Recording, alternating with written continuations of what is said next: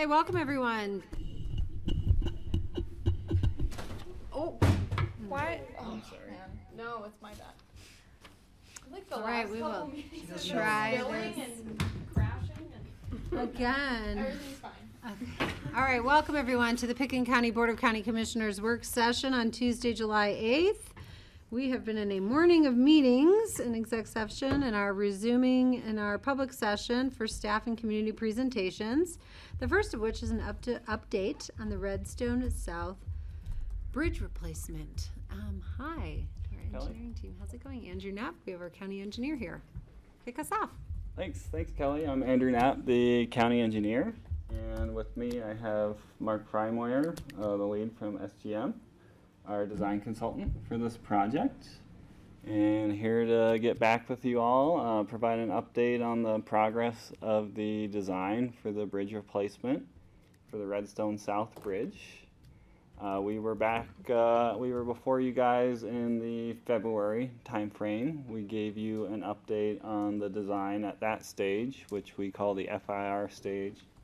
About 30%, thank you, design level. And we took feedback from that meeting. We had public outreach, and we incorporated that feedback as we could, and we have further developed the design to, would you say 80-90% level design plans and specifications, and we're ready to kind of go over some of the updates with you all and talk about our path forward to construction.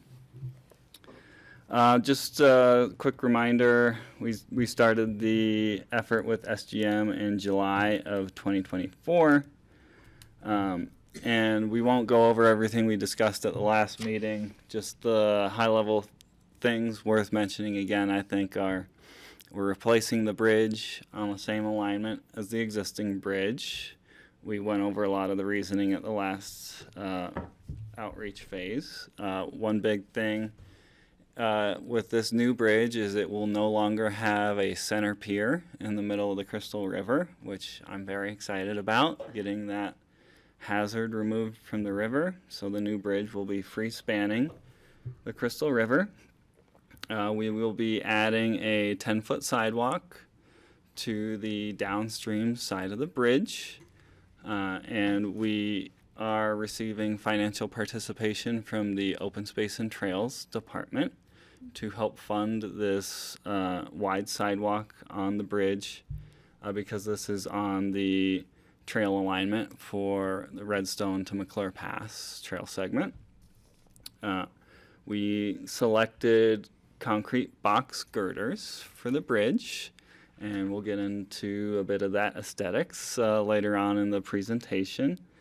And we're also going to utilize a doghouse style concrete bridge railing, which is very similar to what we have out there right now, except this is a modern crash tested railing. It meets all current crash test requirements, which we're very excited that Texas went through the great expense and effort to develop this rail style and do the crash testing. It is not cheap to do crash testing. I've had to do that for Glenwood Canyon railing, and it's very time consuming and expensive. Fortunately, Texas has already done that legwork, and we're going to be building off of that and implementing that on this bridge here in Redstone. Some changes to the design since we last met is we have extended the sidewalk a little further around what we call the curb return, or the radius between Redstone Boulevard and 133. You'll see that goes all the way around that corner. And part of the reason was for drainage improvements. As part of this project, there has, for years, there's been a persistent puddle and challenges with drainage on that corner leaving Redstone. So we're going to be able to address that with some drainage improvements in conjunction with the curb and gutter around that corner. Some minor curb ramp modifications, the addition of a small boulder wall at the northwest corner to retain the sidewalk and minimize wetland disturbances. And we've clarified our utility elements with the utility providers in the area. We're going to be installing conduits for future Holy Cross Energy use and County Telecom. They're going to be paying their own way for these elements on the bridge structure. And we're also going to provide some power receptacles at the bridge. Currently there is community lighting on the bridge that is done with very long extension cords, many tripping hazards involved with that, among other issues. And I think we're going to be able to provide some receptacles closer to the bridge to make that a safer, more long-term situation out there. Just real quick, you'll see on the left slide here, just a high-level schedule, kind of helping orient you where we are in the process. We're just about to go out for another round of public outreach in the next couple weeks, and then we will be proceeding into final design for completion of the bid package for advertisement for construction this fall. And I think with that, we'll move on to our next slide, and Mark here will take us through a bit of the detour that will need to be implemented for this bridge replacement. Great. Thanks, Andrew. Before I jump into the detour, I might just jump into kind of the assumed construction schedule, just so we have a good understanding of how long the detour will be in place. So as Andrew said, we're planning to have the design wrapped up this fall. The goal is kind of a, what you call it, holiday season ad period, or pre-holiday season ad period. Ideally have a contractor under contract by the end of January, and then begin bridge demolition in early March. So from that point, based on typical projects we've seen in the valley, similar bridge projects, Castle Creek being the old Castle Creek Bridge up 8 miles up Castle. 8 miles up Castle Creek, yes. That other bridge. The other one, the small one, which is a fairly similar project to this in terms of access and size and scope. We're anticipating kind of April to October construction season, so that's kind of following the demo, which would happen in March. So with that said, as Andrew described, we will be replacing this existing bridge on the same alignment. We'll be replacing on the same alignment. So that old bridge will essentially be out, and the south bridge will not be serviceable from March to the end of construction. The detour plan is to reroute traffic onto the north bridge. It will be one way in, one way out, kind of detour. One of the major pieces of feedback that we anticipated was that this is going to be highly impactful to the community. And so through community feedback, through discussions with Andrew, through revisions, we've kind of developed this detour plan. I'm not going to get into a ton of detail on the signage and whatnot, but I did want to kind of talk through some of the elements of it. So typical passenger vehicles, typical people visiting Redstone, they kind of have two options. So there's the one way in, one way out option we've talked about over the North Bridge. The second option is we're going to have signage to the parking area in Elk Park.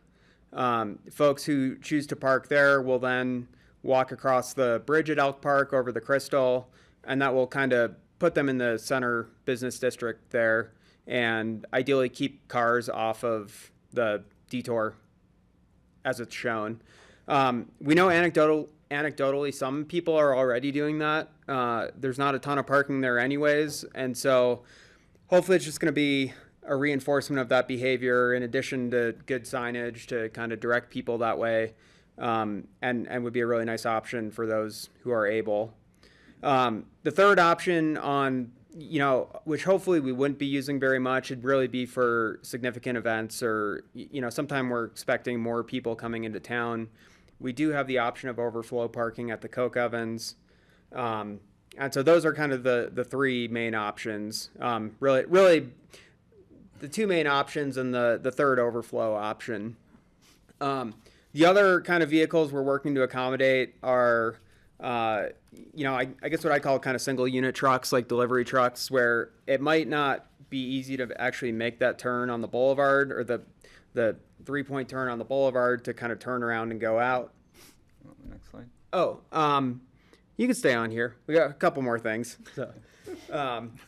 So yeah, so for those folks who maybe they're not turning into a business and then they're kind of coming back out onto the boulevard, we have kind of looked at another option, which Andrew will show you in just a minute. And then we have kind of a third sort of large vehicle turnaround option as well for kind of the biggest sort of semi-trailer type trucks. Couple other things with this plan. So working with Andrew to put in the kind of speed detection sign, which, yeah, if you want to go ahead. Which you can see there on the boulevard, and that's just showing people what their speed is. And I think we'll have a flashing light if they exceed that, ideally, pending public outreach and how much people want a flashing light. So we know that's also one of the major concerns we've heard is just speed on the boulevard, especially during the detour period. So kind of last but not least here with the turnaround, you can kind of see what's shown on that figure there. So we have kind of two sort of cookie crumbs there. So the orange dot is going to be for those kind of very large trucks, more like semi trucks. We know there are maybe a few a week. This is a pretty rare movement. But basically what they'll do is they'll come in on the boulevard and kind of right in front of the inn there, they'll sort of make a 3-point or kind of K, we're calling it a T turning movement, but it's essentially a 3-point turn there. We've looked at that from kind of a turning movement standpoint. We have enough roadway width to make it happen. It's not the easiest move, but we think it's doable. And then for kind of the class of trucks, the bigger single unit trucks, we've looked at kind of a full sort of continuous turnaround where they'll kind of take that left onto Firehouse in front of the Redstone Inn. They'll go up the hill there and then take a left on Osgood, and then I'll basically bring them back around to where they'll take a right onto the boulevard and go out. So we definitely understand the challenges of a one-way in, one-way out detour. I think we've done a good job of kind of providing accommodations to all different users, pedestrians, bikes, large vehicles, typical folks visiting town. No detour plan's ever perfect. It always ends up getting tweaked a little bit in construction, but I think we kind of have a good option here and something that, will be easy for contractors to bid on because it's well-defined, with just kind of small tweaks as needed. Yeah, so just to build off of what Mark was saying, SGM's done a lot of analysis on the turning movements of the variety of vehicles we anticipate seeing coming through here. And the reason why large vehicles aren't shown using that blue route and instead backing up is because the swept path of a large trailer is too large to make some of these tight turns around Osgood Road. But it does look like it'll be a good route for normal passenger vehicles, pickup trucks, and the smaller single unit trucks, yep, and potentially a school bus as well. It's just not designed to accommodate a larger combination semi-tractor trailer vehicle around that move. So we did look to see if it was feasible, and we couldn't squeeze them through there. Yep. Yeah. I would say you could talk to Aspen about how to deal with one way in and one way out. Yeah. Yeah, a little more volume there, but the other thing I didn't talk about was bus operations. So that was a big thing that we heard from the community during the previous outreach phase. We have had an initial conversation with the Roaring Fork School District, and actually about an hour before this meeting, I just got an email back from the Marble Charter School, both of which we're just kind of talking through, impacts, if there are any tweaks to this plan that need to be made, and just kind of helping them to understand what their routes are going to look like. Not in the fall, but really kind of the spring time frame, or kind of the end of next school season, and then potentially the beginning of the following school year. Yeah, we had originally thought that maybe Elk Park could be a good, yeah, a good pickup for the school children, but after talking with the bus operators, they have numerous stops up and down the boulevard, and it felt like it would be too long of a walk for some of the further out students to have them all go to Elk Park. So that's currently not the plan, but we are still in conversations with both them and Marble to make sure we have the best accommodations possible with this project for them. Yeah, great. And I think one kind of final thing on this slide, or I probably should have touched on the previous slide with the construction schedule. You know, that construction schedule is a conservative schedule based on typical construction we see in the valley. It is possible that that schedule could be accelerated. One thing Andrew's had us look into is to develop an early completion incentive in our project documents. Kind of the way that that works, I assume you guys are all familiar with liquidated damages. So basically liquidated damages, there's kind of a contractual end date for the project. If the contractor finishes, 5 working days late, then they get charged that liquidated damage rate every day that they're past the completion date. An early completion incentive does the opposite. So, whatever that number is, let's say it's $2,000 a day. They finish the project 10 working days early, they would get that early completion incentive of $20,000. So it really just kind of giving the contractor an incentive to get done. Really, if we got done before the school year started, that would be great. That'd be a big push. But again, just trying to be understanding how impactful this will be to the community and just trying to think outside the box on ways to help encourage the contractor to, pull in the resources necessary to get this done sooner. So hopefully when we're kind of done with the presentation here, maybe we can circle back on that. And I'll turn it back over to you to kind of discuss more on public feedback.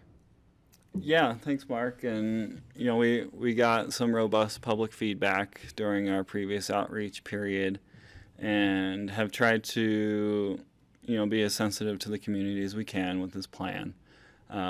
And some of the feedback we've gotten, of course, is summertime is prime time in Redstone there. And what can we do to minimize construction impacts as much as possible? I think this Elk Park parking could be pretty successful for the town. I'm hopeful about that. And talking about this potential for financial incentive to accelerate the project as well. I'm curious to see the board's feedback on spending of money to accelerate the project. Redstone is of course thought of as a very special place to the residents because it is, and we want to be very mindful and provide a context sensitive bridge here, and that's where we've drawn in the elements of the structure railing. That's a heavy nod to the existing structure. And really trying to minimize our impacts to the community as much as possible, and still provide excellent modern facility for the community that'll hopefully last to long after we're gone.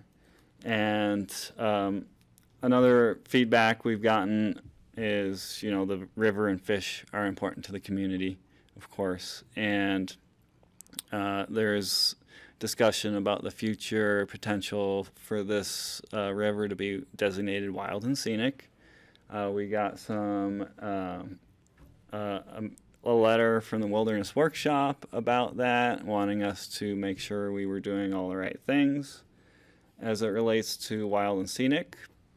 So we reached out to the contacts they provided at the Forest Service, and we learned a little bit that as we go through our permitting with the Army Corps of Engineers, that's when the Army Corps will engage the Wild and Scenic Review.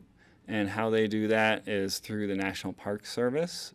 And if a stream is eligible for wild and scenic, even if it is not wild and scenic, they still do that level of review to make sure you're not precluding it from being wild and scenic in the future. So the Forest Service informed us that's the process, but they did give us a courtesy review and said, looks great. You know, we're doing a lot of things to improve the situation out there, removing the mid-river pier, and minimizing our impacts to wetlands and the footprint by reusing the same bridge alignment.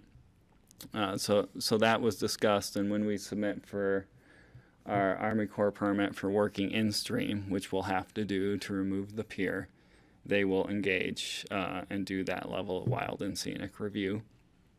And some other feedback is the boulevard is there a sidewalk? Is there a walking path? There's no sidewalk in Redstone.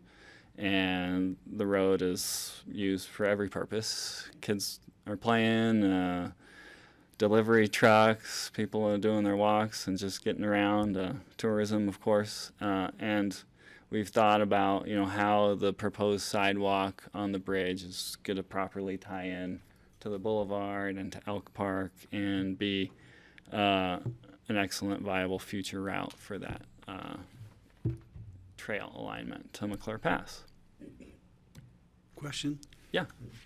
You want to wait? Should we wait? Or just regarding the, good, I'm glad you got to the bridge. I wanted to see what the You want me to go doghouse- back? Well, I was just thinking, the comments about Redstone Boulevard as our sidewalk. There's no sidewalk, so we're potentially going to be mixing construction demo trucks, and I don't know how you're going to demo that thing. I know guys who have dynamite, but the question is, are we going to be mixing kids on tricycles and bicycles and people on e-bikes and pedestrians, all the typical problems we have on bike paths, with construction traffic on Redstone Boulevard? And do we need to think about maybe, you know, temporarily delineating paths so that people aren't drifting around in the middle of the street while it's a hot construction zone? That is a really good question, Greg. It's something I've given a lot of thought to as to how to best utilize our existing roadway width through the town.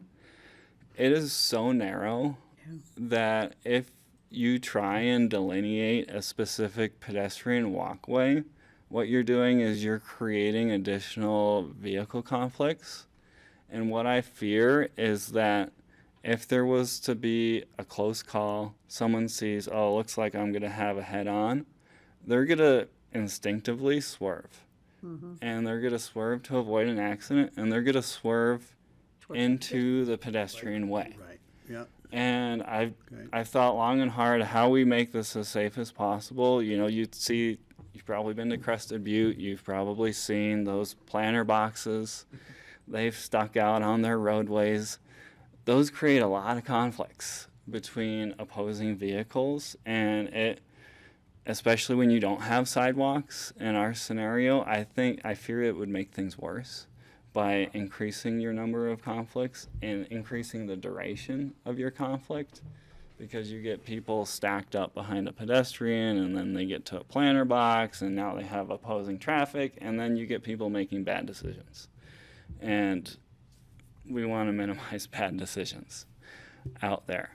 I think a lot of our demo traffic is likely going to go from the west side of the river.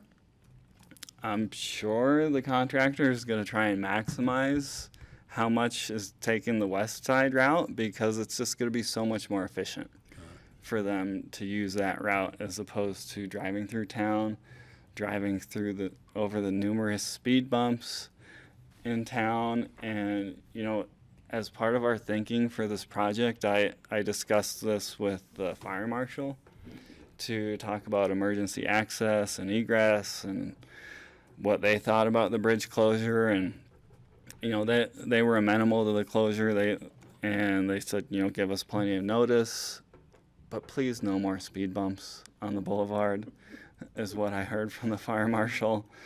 Because, you know, that slows down their response time. It tears up their trucks. It's if they've got someone in a medical event in the back of a ambulance, right? That's not good for them either. So it's really challenging balance there. Okay, so your large truck on the diagram is not construction trucks as much as it is service trucks. Exactly. Yes. Thank you. I Yes. think I should have heard you say that earlier, but I didn't, so. It's a good question regardless, and it's something we've been Right. thinking hard about how to do this as best we can. Yeah, and you know, I guess thinking through that, there might be something we can do in our documents to make that clear that, you know, the majority of construction equipment should be accessing from the west side, and it should really only be, you know, we'll need 2 cranes to erect this. Obviously, that has to come in from the other side, but for the most part, unless they have a good reason to come in through town, they really shouldn't be. So, Thank you. So one of the main, or not main things, one of the big things we're going to be seeking input on with this next round of public outreach is aesthetics and color choices here. And we've selected the concrete box girders for the bridge structure. They're going to be the cheapest, lowest maintenance, long-term solution. With those concrete box girders, you have the option of a stain or a paint. And these are a few options we're presenting to the community. You know, we got the traditional concrete gray there in the upper left, which if you haven't looked long and hard at the existing structure, it's all gray.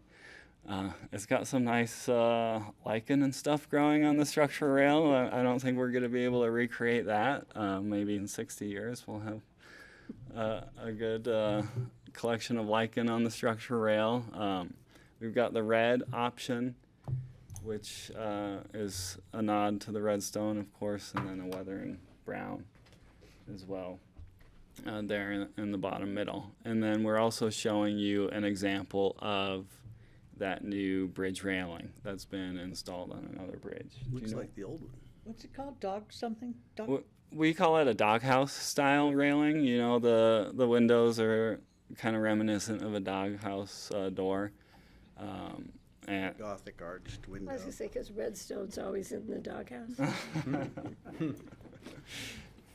and We're always in the doghouse. if you remember, the Grand Avenue Bridge did a doghouse style railing. It didn't have full windows that go all the way through because they didn't have this crash tested style railing standard available to them, I don't believe, at that time. I think it's a good choice. Yeah, so we're pretty excited about that feature as well. And then in the bottom left is just another cross section just to remind you of kind of how that sidewalk and those girders and railing will all come together on the bridge structure. So I have Patty, question? 2 things. So, safety testing the bridge railing for small children, they can't fit through that window. yeah, so it's the window's a 6-inch opening. Okay, 'cause it looks, maybe you could put Does a look bigger toddler than through 6 there, but inches I for feel sure. better. Yes. Yeah, so it's a 6-inch opening. Depending on the code that you look at, that's either acceptable or not acceptable. But for the bridge code, It's acceptable. it is acceptable. So it's essentially a 6-inch opening on the window, and it kind of runs all the way up, up to the top. So it'll be tight. I'm okay. Yeah. But I like it. I like that style. And as far as color, the brown is too, for me anyway. Gray is a little too gray. I think the red, Okay. because it's I'm with Patty. redstone. Who gets to choose? Do we get to choose? Everyone gets to put in their What's the 2 red? cents. No, I like the red. Redstone red.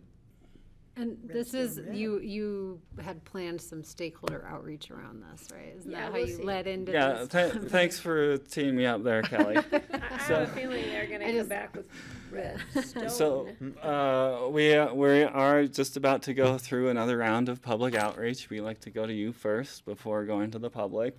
Our next outreach is on Thursday, the 10th, with the Crystal River Caucus. We'll be giving them the same presentation and giving them the opportunity to give us their thoughts on the color. One feedback I had from my last Crystal River Caucus meeting was, why are you trying to do a boring gray bridge? We want some color. It's like, well, lucky you, we're coming to you for color feedback. So they'll have that opportunity to give us their opinion on the color. We're also doing an open house event at Elk Park on Wednesday the 16th, and then meeting with the Redstone Community Association on August 5th. Similar rehash of the same outreach we did. We're doing one less public outreach open house. Our second one wasn't well attended, so we are condensing that into a bigger event at Elk Park this year. Question just Yes, about Greg. railing height. I like low railings, but that looks low to me. 42 inches. 42. So okay, yeah, pretty that's also a pedestrian requirement. Okay. Has to be 42 inches tall. high. Got it. So it takes some effort to tipple over it. Yeah. Looks like Redstone, it looks like Highway 82's a 6-laner in that picture. That is not Highway 82. So do you Yeah, know one that? thirty- it's somewhere in Texas. I can't remember. Yeah. I just Um, realized there's a lot of Yeah. traffic there. Yeah, it's a freeway overpass, I believe. in Yeah, Texas. and we mostly in Colorado we've done kind of that railing that's similar to the Grand Ave one. I think there are a couple examples Good. of that opening, but it's pretty rare here. So that's why we had to borrow from our friends down there for a picture. One other thing on the color too that it is probably worth mentioning, and I think it's probably worth mentioning to the community, is that red color looks awesome in that picture. It matches the red stone there. But if you ever sit and look at that stone and really the stone behind it, it kind of varies to anything from brown to orange to that color. And so that's like the one. If it could look like that all the time, it looks awesome in my mind. But it's just the color matches are hard, and it's like painting your house. It fades. So that was kind of why we sort of brought out the option of just like a totally different color, where it's like there's nothing we're trying to match. It sort of matches the sort of steel aesthetic. So Well, iron oxide can be a bunch of different colors, so you're all right. yeah. Green. Well, great. I think that was our Was that your presentation. okay? Yeah. Is Was there- the color of the railings even more important than the color of the box underneath it? So that was the discussion: is what is the limit of our color?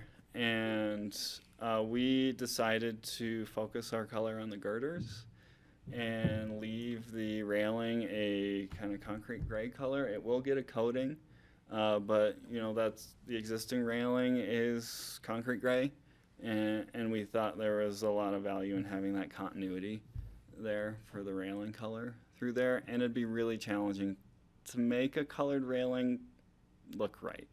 There's a lot of surfaces, a lot of corners.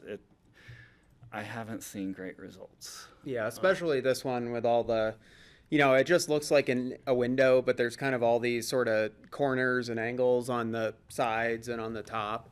So just kind of worried about it. Just sort of, again, going back to painting your house, corners are hard, and that's where the system starts to kind of break down. So Copy that, thanks. Jeffrey. Sorry, I don't have any. I was going to make a color joke, but I was going to talk about UB inhibitors, but I won't go there. Have we coordinated with the castle and their traffic and construction needs for 2026? And specifically, given they're probably going to roll in 2026, is the North Bridge then rated for their construction needs? So the North Bridge is rated for any highway legal load. Now, if they have any oversized overweight permits coming out of there, then we'll have to review those on a case-by-case basis. I have been in contact with community development. They are aware of our schedule and that the bridge is going to be out. That is about the extent of my collaboration with community development on this to this point. And then follow up, to answer your question, I think, what's the best use of funds for the community? So would a shuttle benefit them better, or some other, a downtowner during construction period? Would that benefit the community rather than what they won't see, which is any compensation for a reduced construction schedule? Where's it gonna take them to? A block? I mean, I would walk any day in Redstone. I'm just questioning why we would incentivize a contractor to finish 2 weeks early. So that's what I was saying. I'd rather use the money on what can we provide the town in lieu, in terms of the disruption. I'm not saying here's free pizza, but Sure. is there something else we could do for the residents rather than just incentivize a contractor? It's a good question, and Mark and I have discussed, wanting our money to go to something tangible Yeah. that's going to be in town for generations. Like traffic control is such a great example on a project. How much money you spend on certain projects on traffic control just to get it done, and then the project's done, and you have nothing to show for that money you spent on traffic control other than, life kept spinning while the project was going on, which is, of course, hugely valuable and why we spend the money. But we don't have anything to point to afterwards. I think here, I like the idea of an early completion incentive because it gives the contractor motivation to properly staff the project, to get that incentive to finish early. And it's something that every member of that community is going to see the benefit of that project being done early, whereas something like a shuttle would probably only benefit like a small segment of the community that would actually use that shuttle. But it's something that I wanted to get the board's feedback on, is if you think an early completion incentive is a good use of county funds. I think we do have current budget to accommodate a small incentive, but if the board isn't supportive, that's something we don't need to move forward with. Can you talk about, like, amount? What is in the budget currently for an incentive that we might? We've been discussing somewhere in the range of $50,000 as an early completion incentive. Just to give you an example, on a contract that's going to be in our dollar range, CDOT identifies liquidated damages at $4,500 a day. Sometimes you try and match that for an incentive. We might go a little less than that per day. So if it was $4,500 a day, that would be 10, 11 days you would have in incentive payments. We might do a little less for the incentive portion, maybe $3,000, $2,000 a day to incentivize more days of acceleration, but you got to make sure there's enough meat on that bone and that daily incentive so they're incentivized to get it, because there's a lot of costs with these projects. Huge amounts of overhead, equipment costs, labor, and the contractors are making the calculation. Is it worth spending overtime to get this incentive? Is it big enough for me to spend the money, or spend the money to make the money to get that incentive? Is there like a standard percentage of time that you might expect to shave off this way? I mean, you can't, these things take the time that they take, right? So what's the cushion? Go ahead. I mean, if you had a big Front Range bridge contractor that was really well staffed, and we could throw multiple crews at it, work weekends, kind of do all the things. I mean, there's no reason this has to be, going through October. Like, I think it could reasonably be finished in August. That kind of time frame. I think there's definitely, we're trying to keep the schedule conservative, but I think, yeah, a contractor with that capability could probably cut 1 to 2 months out of it. I think pretty reasonably. Yeah, no, I think you're right, Mark, and we've been discussing some, innovative is probably too strong of a word, but different types of commencement and completion specifications that could be used on this kind of project. That you may have heard of something called like an A+B project, where a contractor bids their dollars and they bid their days. And there's a risk to the county if we had gone with that kind of contracting, is that someone could bid a really aggressive schedule, which we would like, but you run the risk of spending a lot more money to get that shorter duration. So something like what we're talking about, the incentive here, it kind of gives us that more cost control available to us while still giving that potential to accelerate the construction with that incentive spend. And Mark's been combing some old CDOT incentive specs, some of which I wrote, I believe, to see what we can do. And it's something we're open to feedback on. Okay, Patty? Yeah, I think it's going to be a great project and definitely needed. And I am sure you're going to be considering the flexibility we may need to have when they have high peak, which is just that couple months in the summer of the tourism activity. And then it'd be great if it was finished early when the leaf peepers are up and down the valley. But I think getting it done even a month, just getting it done sooner than later, it would be great for the community and for public safety. So I think that's key. So whatever you guys decide out of the incentives you wrote that you want to pick, I think would be great. And we'll see how the community feels about that. But it's like running a project 24/7 to get it done faster. You bear the burden maybe on a quicker time frame, and you get to relax at the end of the day. So I think that's a great idea. But I think being flexible and maybe coming back to if you see something significant that you need our input during the project is just how things work during projects. So thank you. Thanks, Patty. Thanks. Other comments, especially on this last part? Good job. Thank you. Looking good. Thanks, I'm Francie. not sure, have we given direction on the incentive piece, I think? I mean, I'm comfortable with if there's padding in the budget, like, let's use that, and then, That approximate dollar value sounds appropriate to you. Okay. is that okay with everyone? We've budgeted Okay for with that Brian. amount. Brian? Hi, Brian. I'll add some, while Brian's hitting the red button, is I think if we're balancing the business need of the high street, of Main Street versus a financial incentive, this might be a wash. So the answer is yes, I'm supporting through you at High Are Street. you doing this on Thursday night? Yes. I won't be there. Okay. Well, you've seen it already. They usually have ice cream at their July meetings, don't they? I did hear there was an ice cream social to precede our talk. So. Okay. Brian? Yeah, I just want to make sure from an expectation standpoint that we're meeting the board's expectations with regard to color.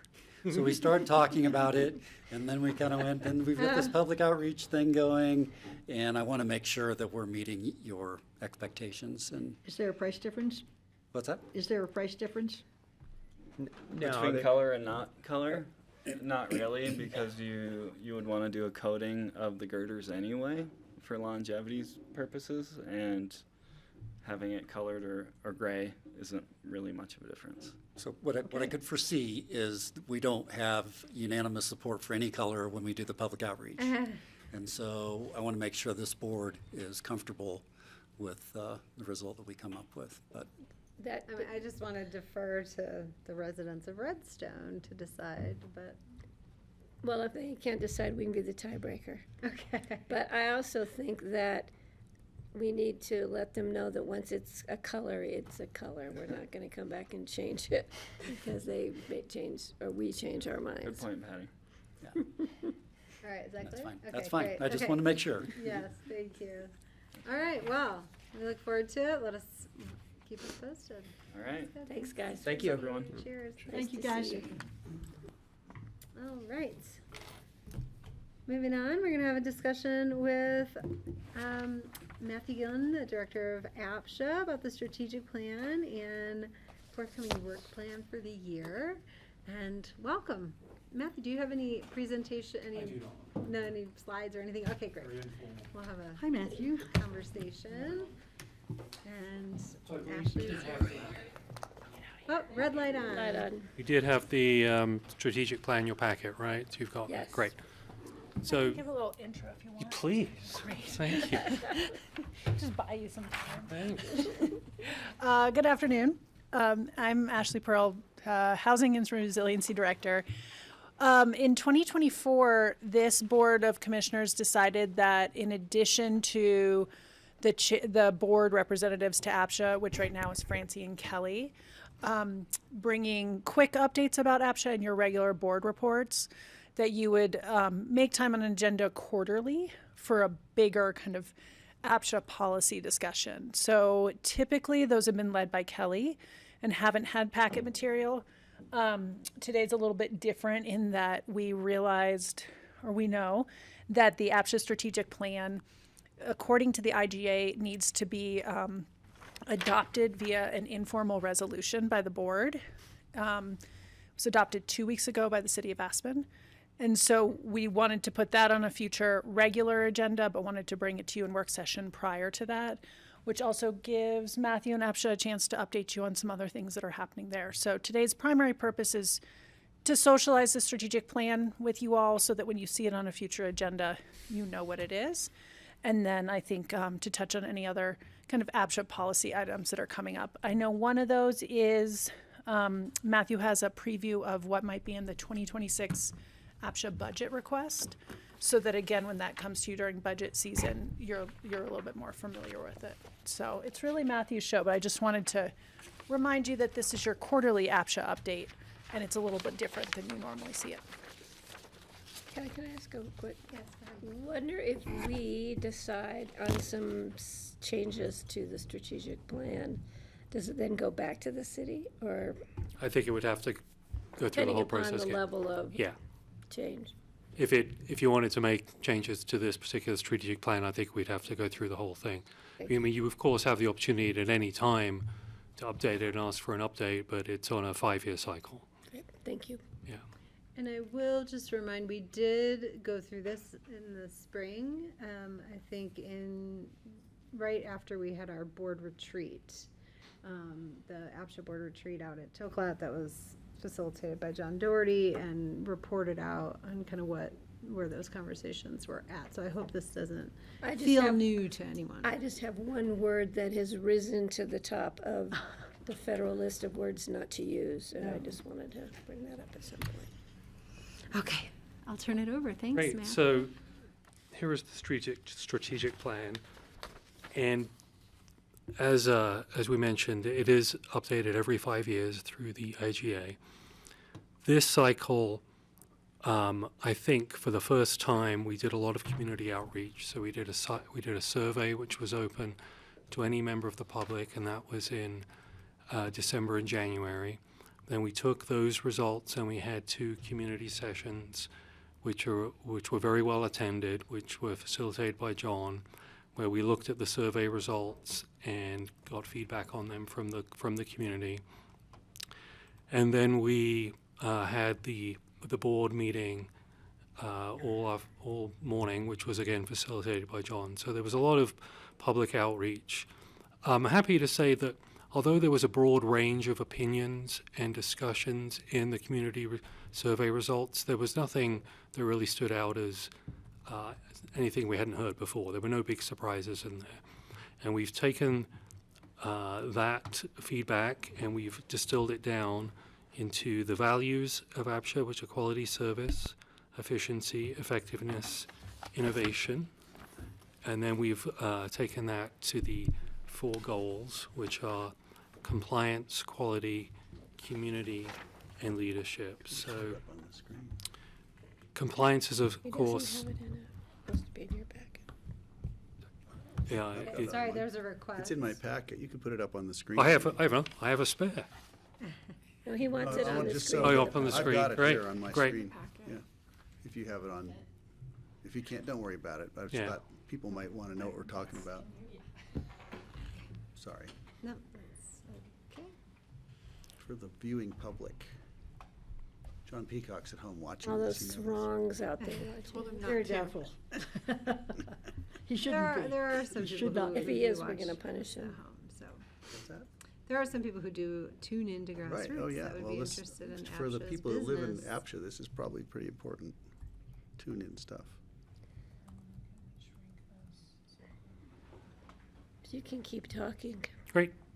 So the first one is compliance, and that is, very simply making sure that everybody follows the rules and some strategies to make sure that the APSHA regulations are followed. And I also wanted to point out in there, another one of the strategies is we're going to be making sure people know what they're signing up for when they qualify for APSHA housing. So we're going to be designing a pre-qualification training program. So at the moment, people do have to, for ownership, take a home buying class, but that's pretty generic. That's about the responsibilities of owning a home, and we want to make sure people understand really what they're getting into when they own an APSHA property. Like with that expectations, for Right, instance. exactly. So it's, we're giving you this public good, you're getting a subsidy, there are also responsibilities with that. So we're going to be developing that for next year.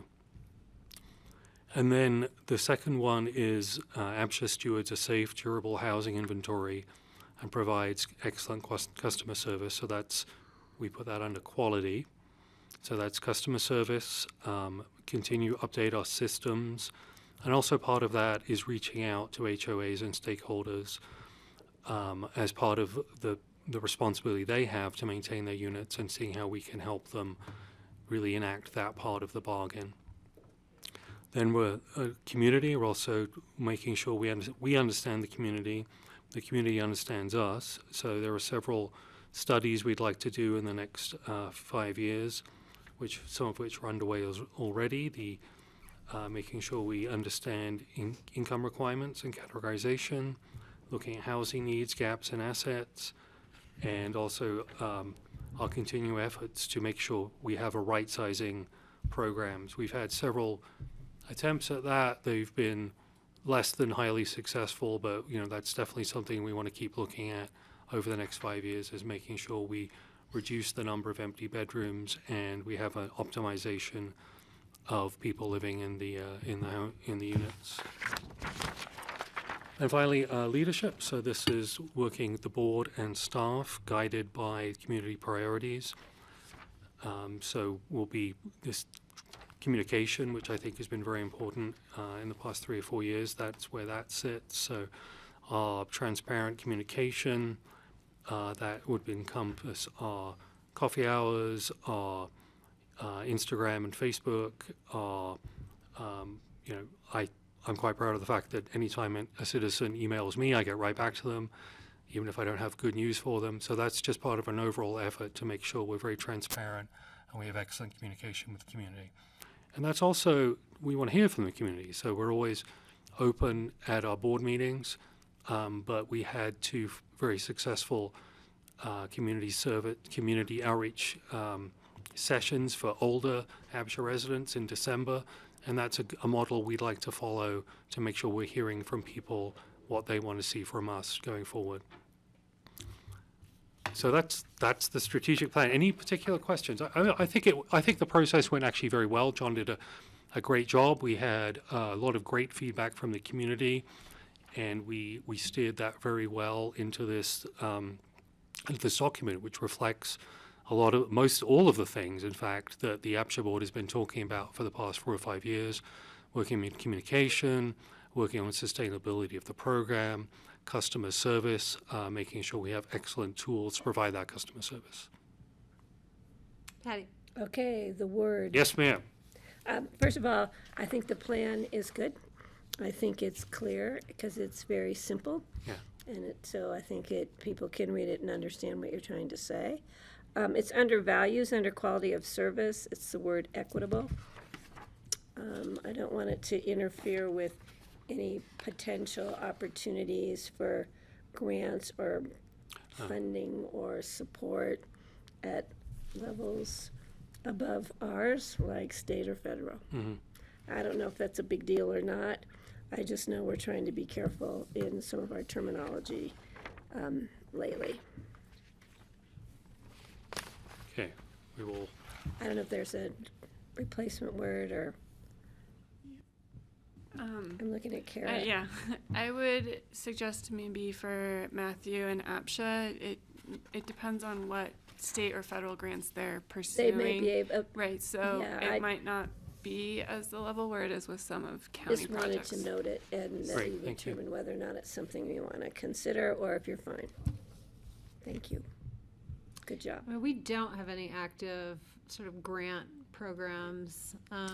You know, the LIHTC programs are through the state. And But they do APSHA does use some do federal, interact with.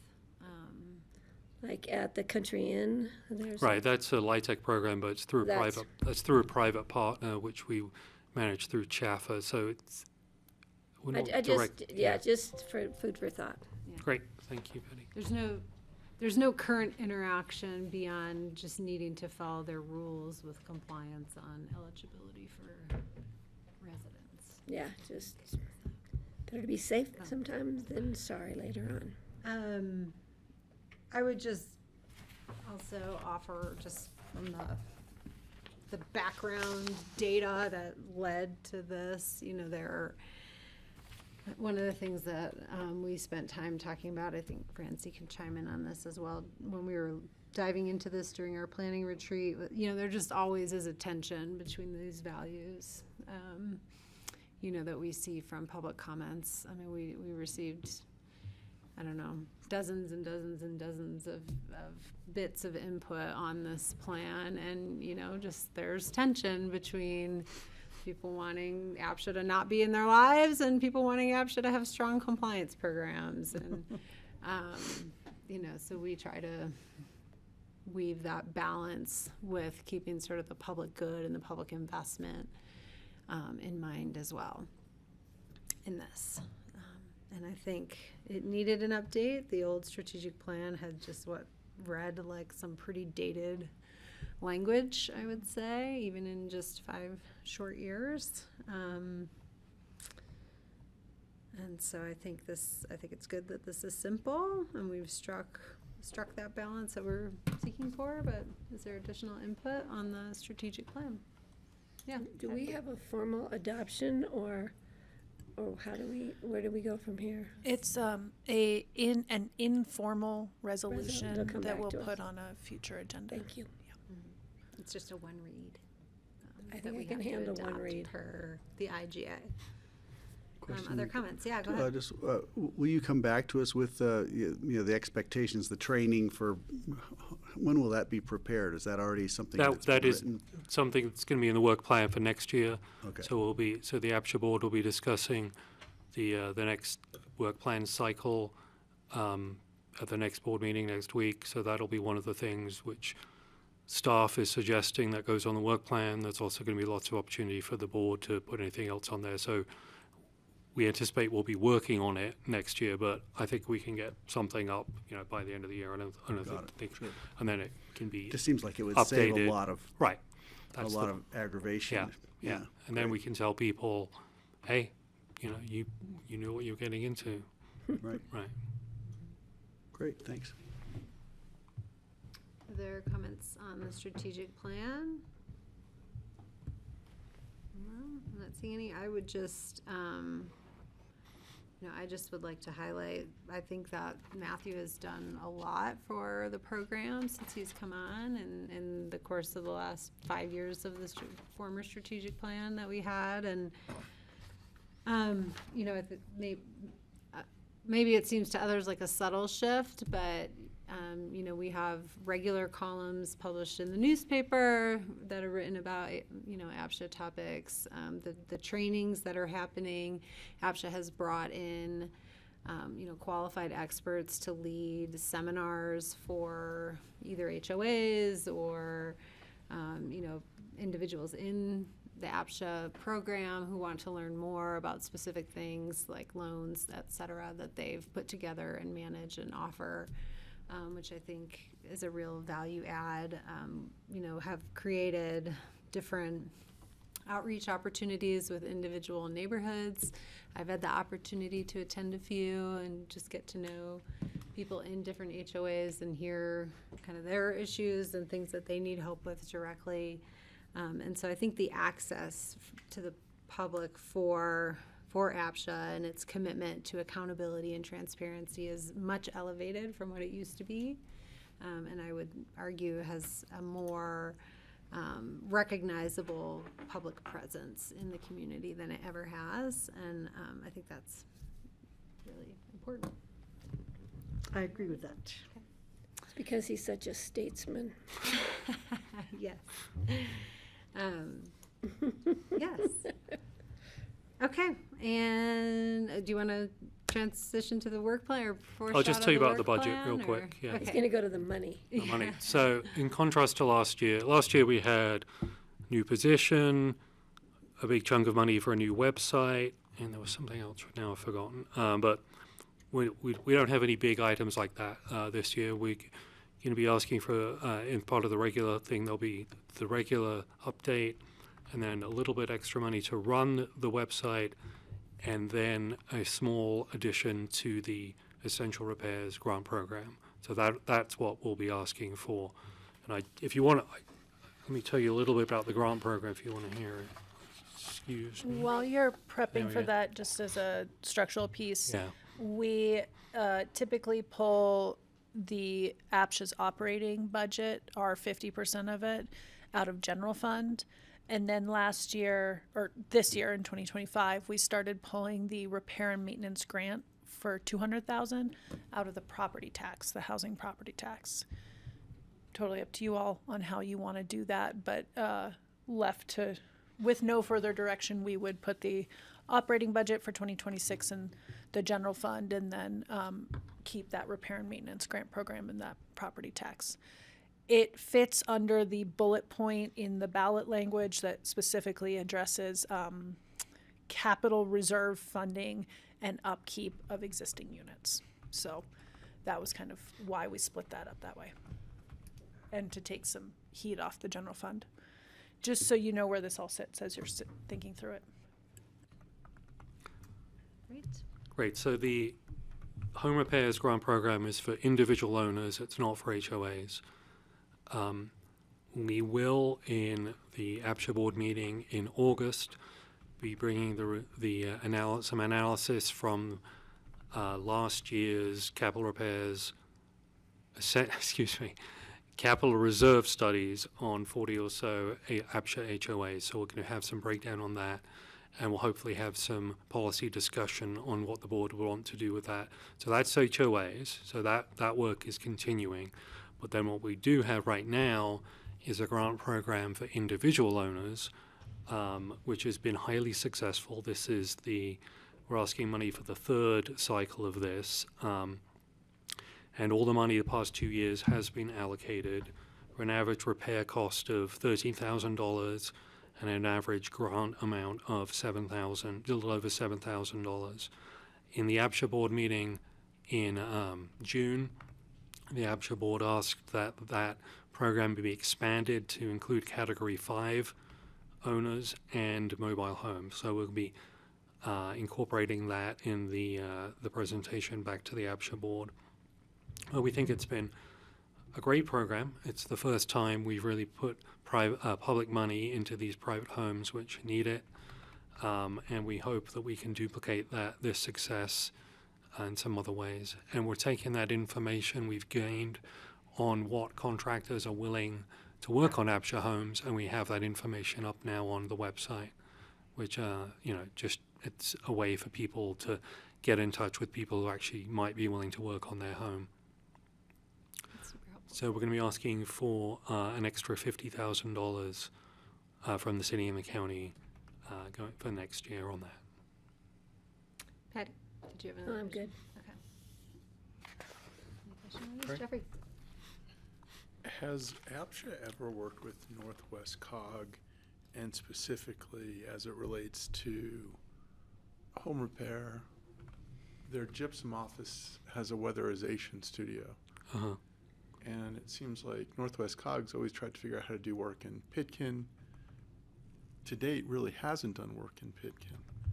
And as you look at how do you advance the money you're requesting, Yeah. can you partner with Northwest COG and go even further? So I realize these are general updates to a home or mobile home, but if you're looking at I don't know. It's just two programs that seem like they should speak to one It's another. Northwest Cog. Northwest Colorado Council of Governments. Oh, It's The weatherization program. the weatherization program is currently available in Picken County through CORE. We are currently, through our climate office at Picken County, working to expand that more. And I do know that this program works tightly with Yeah. CORE. So that was one of my big things when it first started, was making sure we're putting all the resources towards a program and also not double dipping. So to your question specifically about Northwest Cog, on a separate initiative, we're trying to bring that more into the county. And I do know that their program works very closely and sends people to CORE for eligible grants and loans and things like that. There might be some kind of financial implications that the weatherization monies XAMI. doesn't qualify, but it doesn't mean it shouldn't be a conversation. But in the past, there was a financial issue. That's why we couldn't use the weatherization monies in Picken County because of dollars and cents. But maybe it makes more sense now. but sorry. And no, I was just gonna say, what triggered that was if you're moving into mobile homes and elsewhere, and I don't know what a category 5 is, I just think it's either a storm or a cable that plugs in internet, so. We do work very closely with Income CORE. category for. But I figured the you were subsidy of a looking at unit. AMI categories that might work with this student. Yeah, we do work very closely with CORE on this program, which is great. And then I'm actually, John Doherty and I are actually getting our teams together tomorrow for, further work. We've done that a number of times over the years, and we're getting together tomorrow. So we have a great relationship with CORE, and we want to keep deepening that relationship. I think it'd be great to hear about opportunities there to strengthen that partnership. Or, I know I've talked to some people who've considered, I'm not going to say this right, but the most efficient boiler replacements, and with CORE and with the repair program, it still sort of was too expensive. And, if there's specific sort of problems like that we identify, or opportunities to perhaps increase our investment, I think that would be helpful to understand. Great. And in the past, and I think it's changed, it's my understanding it's changed, or is in the process of changing, that you couldn't invest some of these monies into mobile homes. They had to be in stick houses because of the longevity, the lifespan of their improvements. So I think that's kind of changed, because I know that the COG weatherization program has done some very specific things in Dot Cerro with that mobile home park that sits there on the side of the highway. So things are changing that way, because we know we have growing needs in our mobile home community throughout this valley, so it might be an opportunity there. Thanks. Okay, other budget or work plan items you'd like to highlight? Yeah, so for the work plan, we're going to be having a policy discussion at the next APSHA board meeting. So staff has a number of suggestions that the board might want to discuss putting on the plan, and then also we'll review the previous plan, which I'll just go through real quick with you. Phase 2 of capital repair grant program, check. Results of HOA capital reserve study, that's an ongoing thing, but we are having a review of that in August. Deepen relationships with HOAs, again, an ongoing thing.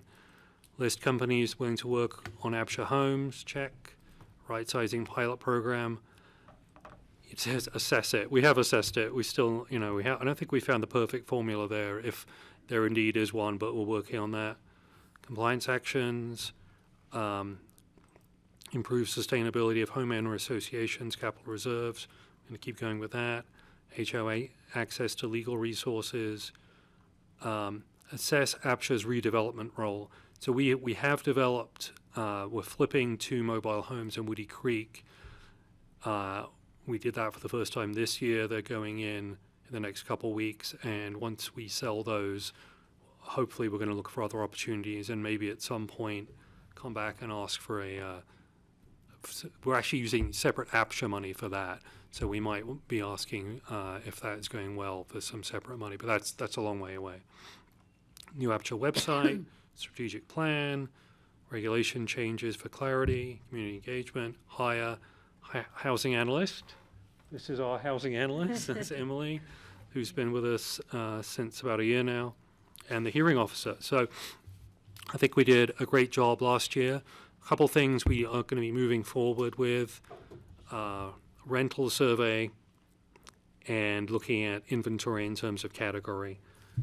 And then some of the things we'd like to discuss with the board at the next meeting, if they want to come on board, would be, we had staff brought forward a regulation change which would have eliminated extra chances in lottery, and that was evidently too extreme a suggestion for everybody, so that did not go forward. But I've just put on here, explore lottery ownership chances options, because although what we brought was a little too extreme, I think that was a consensus among the board to look at it again, whether that's eliminating the chances for people already in APSHA housing or some other formula. So I think we'll suggest that. And that comes down to some work Emily's done, is just looking on the average age of the first-time owner in APSHA housing. So the first-time owner is much older buying an APSHA house than they are nationally. And another thing, we'll be suggesting is mapping that onto Pitkin County demographics. So I say it's older, but does that actually matter? So I'd like to do some work on that. And then we'd like to suggest that the board look at, do they want to open up somewhat the requirements to people who work in all Valley public institutions like Basalt Sanitation, Roaring Fork Fire, Valley View Hospital, etc.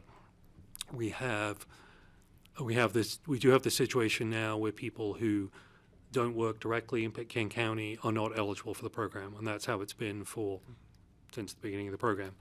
But some people have said, well, Basalt Sanitation, even if you don't work directly in Pitkin County, you are contributing to Pitkin County. Is that worth having a discussion? So we'll be putting that on the possibility of things to look at. But then, of course, that goes back to the other side, which Kelly said there's always tension. Then if you're trying to, reduce the average age or make sure people in the program aren't all retirees, if you keep broadening the program, there's a tension there. So those are things the board has to wrestle with. There's always a tension between catering for the people already in Pitkin County or giving access to people moving into Pitkin County and maintaining that economic viability, because you want people to be able to move into Pitkin County as well to take jobs. We'd like to, again, look at the empty bedrooms situation. We're going to look at both in terms of the information from the latest affidavit and also mapping that onto the lottery lists and the priorities in the APSHA regulations to make sure we're not selling properties and there's an empty bedroom when we sell it. So we'd like to look at that. And let's see, we did that. And and then we also had a very specific request from a Pitkin County resident who'd like to add a bedroom, physically build another bedroom onto their unit, and currently there's no way for them to recoup the cost of that in the when they sell.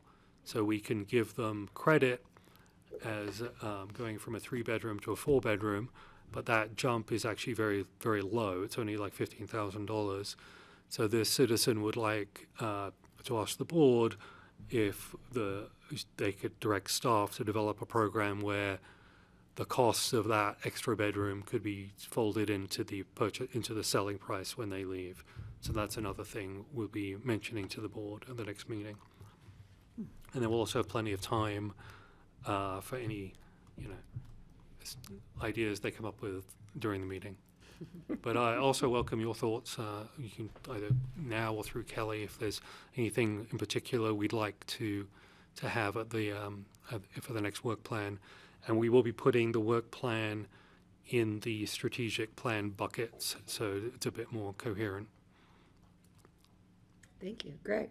Yeah, just you reminded me of years ago, a family wanted to do energy efficiency measures on their affordable housing unit, and they wanted to apply the cost of that to their, and I think they were turned down, so they didn't do it, which seemed counterproductive to me. So they couldn't, I guess anything they added to it, they would lose that investment. And I wondered, did anything change? Did policies change? Yeah, to, in I the thought they latest did. round of APSHA regulations updates in the spring, we changed the timetable from 10 years to 5 years on depreciation, and also expanded what people can invest in their homes. So yes, we're taking some real policy initiatives to encourage people to invest in their homes for sustainability. Great, thank you. I guess, and the argument against that was that if they put so much in that the value of the place goes up, it goes beyond the reach of people in that Yeah. category. So It would. might I that mean, there'd happen be with the still be a Ford? maximum sales price, so hopefully it wouldn't go above that. Which is, some argue is too low, because then when you sell it, you don't have a nest egg to do something else with. So I think, if anything, the maximum sales price is probably a little low, but that's the system we have right now. Yeah. Right. You're looking at all those things as you think about adding a fourth bedroom. Yeah. Right. Yeah. Other things, other burning topics about APSHA that you all wake up and think, gosh, we need to solve this problem? Well, this came up earlier.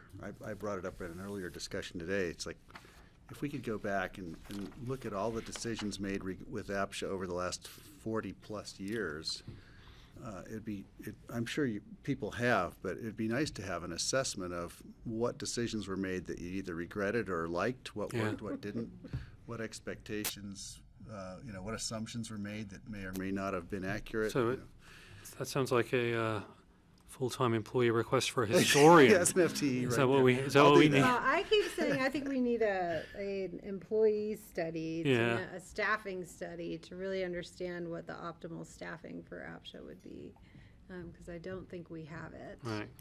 currently. But I mean, I'll opine a little bit.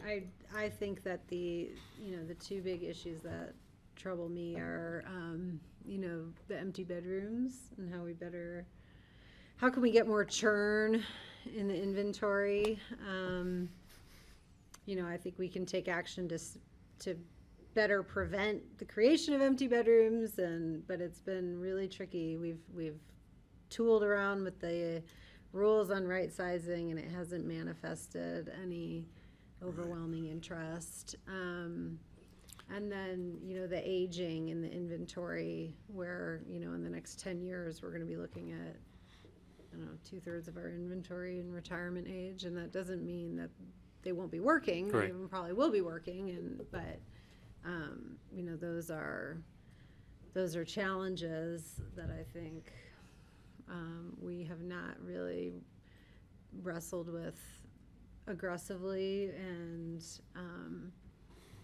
it's hard to see sort of real clear low-hanging fruit on either of those. Yeah, I don't think there's any low-hanging fruit. Liz and Emily will be coming at the next board meeting next week for discussion on some of those issues, particularly on not buyout programs, helping people move programs. So assistance for moving. So we'll have a good discussion on that at the next meeting. If I could follow up on what you're saying, I just think this is really valuable information, and maybe APSHA's tired of it, or the community has been talking about this forever. I didn't mean to be flippant, Greg. But I'm sorry. but no, for other communities, this is gold, Right. because they haven't thought that the problems that APSHA has had to fight through and figure out haven't even occurred to the other communities Right. that are just getting into this now, down to the simplest of things, the deed restrictions and the time limits and the categories, and there's just so much rich information here. I'm hoping someone does a really thorough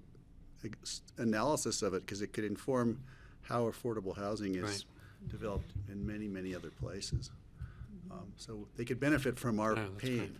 Yeah. Go ahead. Sorry. Patty? When you're talking about the lottery issue, you probably, I don't know if you have this already in your mind, but when you have somebody who's already in APSHA housing and you take away, or you contemplate taking away some of their. That's one of the ideas, yeah. Yeah, those people may want to upsize because they are in a 2-bedroom and they have 4 children now. Or they want to downsize into APSHA, and so they would be stuck in a unit that maybe has 3 bedrooms and they don't need 3 bedrooms. They're stuck in a unit that has 2 and they need 3. So that's something to take into consideration when you're saying, well, we're not going to give you so many lottery, points, but. So just a thought. That's actually why we had to take Difficult. we had to put the pilot right-sizing program actually in the regulations, because Right. the regulations say there's a lottery.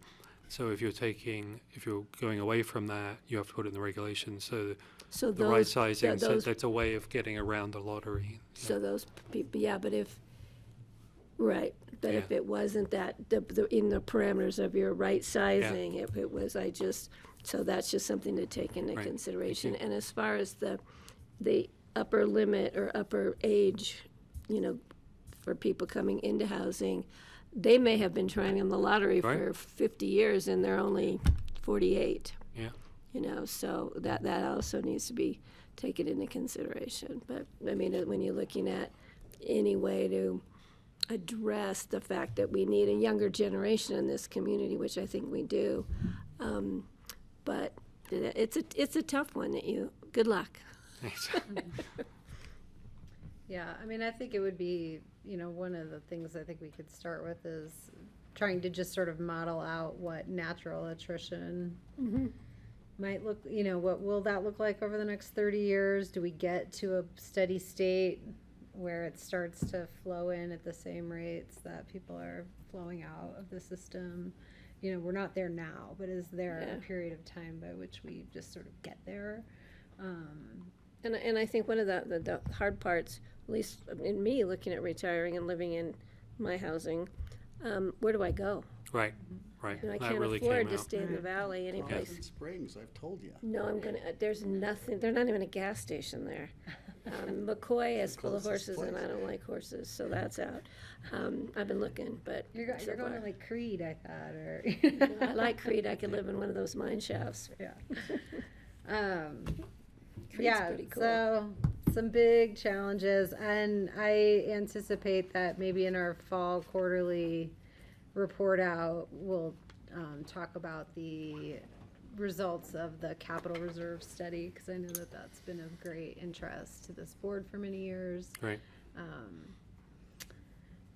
All right, anything else? Jeffrey? Just final, I'd like to see in the fall sort of that demographic shift and how we're mapping to state trends, what Kate's producing, and then what's going on locally. So State Demographer's Office. just sort of Right, we like it when they visit. what we're hearing from the state demographer is aging population growth Right. in Eagle and Garfield, and how does that impact APSHA? I mean, I've just been on the census website, and Pitkin County is, I think, 12 years older on average than Garfield County and Eagle County. So, even the information that's readily available, it's Yeah. pretty stark. Yeah, Wisdom comes with that. that's true. Yeah, we just ain't getting any younger, are we? All right, is there anything else you wanted to bring up with us? I did just want to mention the success of Jackie in our compliance department. She's been there 2 years now, and I think the big success has been that she's had great results, and they've been kind of quiet. You haven't seen too many cases go to the hearing officer or to the board, but she's freed up 10 plus properties for the community, get them back in the system. And that's really tens of millions of dollars Oh, yeah, it's of huge. work, and it's been very quiet because we've just been, gently reminding people and then cranking it up a little bit. So we haven't had very contentious things, but she's done a great job and has pulled multi-million dollars back into the program, which has been great. And I would just note, I don't think we ever talked about this board, but we did go out for RFP for a hearing officer this year. and selected a different hearing officer. Mick Ireland had been ours for a while, and we chose, I think, Tom Snyder. Tom Downey. Tom. Everybody's called Tom. All the lawyers are called Tom. It's I very, know, all the lawyers. it's names are very Tom. frustrating. Yeah. And, you know, so far so good. And he's had 2 cases. One was not appealed to the APSHA board, and the other one skipped the APSHA board and went straight to court, which, you know, we can't stop them doing either. So has not gone through the APSHA board for a review, but they went very smoothly, and he ran it very tight, but fair and compassionate ship, which was great. Yes. So I think improvements all around. Good job. Yeah, thanks. Good to see you. Thank you. Great, thank you. All right, nice to see you. We'll see you in a couple And I'll of be there weeks at a regular Wednesday. meeting. Great, thank you. Tomorrow. And I'll actually come. No, next one. Next week. Yeah. You're going to Next the, week, when I'm I'm gone. covering that When I'm meeting. gone. Yeah. I'm supposed to be in 3 different places. Yeah. Okay, great. Thank you. Thank you so much. All right, we're running a little bit ahead. Should we do future agendas and open discussion? Yeah, that's great. I'd love to get out of Good here idea. early because I'm struggling with kid pickup today, if at all possible. Okay, future agendas. Kara, do you have anything for us?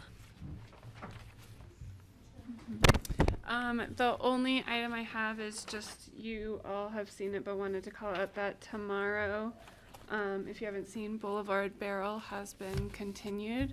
That is at the applicant's request due to a family emergency. So, Illness in the family. What? There was an illness in his family. so that will be continued to July 23rd. Okay. Great. That is all I have. Oh, and then a reminder to do disc, which I haven't done yet, yes. by Oh, Thursday. yes. Um, Call me when you're do done, let that me know what you tonight. think. I'm gonna do Do it over a glass of wine tonight. It's due on the By 10th. Friday, I think. Yeah. It's due on the 10th, I think. Yeah, I think Melissa needs a little bit of time There's no to back button. pull I it was all like together. freaking out. I have one. Sorry, go ahead, Patty. And Rye's not here, but you might be able to help. On July 23rd at our regular meeting, we're going to accept the Brush Creek Park and Ride property from CDOT. Did we get the financials and stuff and decide? Have we had a further discussion on whether or not we want to accept it? So I don't think we have. I believe we gave that direction Yes. to do that, and Bring it also wanted back. to know. Because at Those that regular questions. meeting, we may finally get the financials that say we don't really want to take over that property. I just thought our discussion wasn't finished, but I guess we'll have it in public. yeah. Okay. Okay.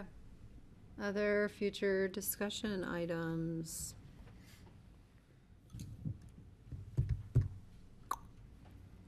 Or future agendas, or, Future agenda items, sorry. this might be future agenda. It's the water tours planned for next week. I don't think we've determined, because we can't have quorums unless we publicly notice them, and they're public events. And since I won't be getting back until Tuesday, Wednesday of next week, I didn't know who was gonna go where or why or what, and I just thought we might wanna have I that think I dropped the discussion. ball on that because I didn't forward them to Well, it's on our you. agenda for tomorrow morning to finalize all the times for Yeah. that We don't stuff. have anything, oh, No, with the rest the of the water board team? didn't get oh, the the water agenda, team.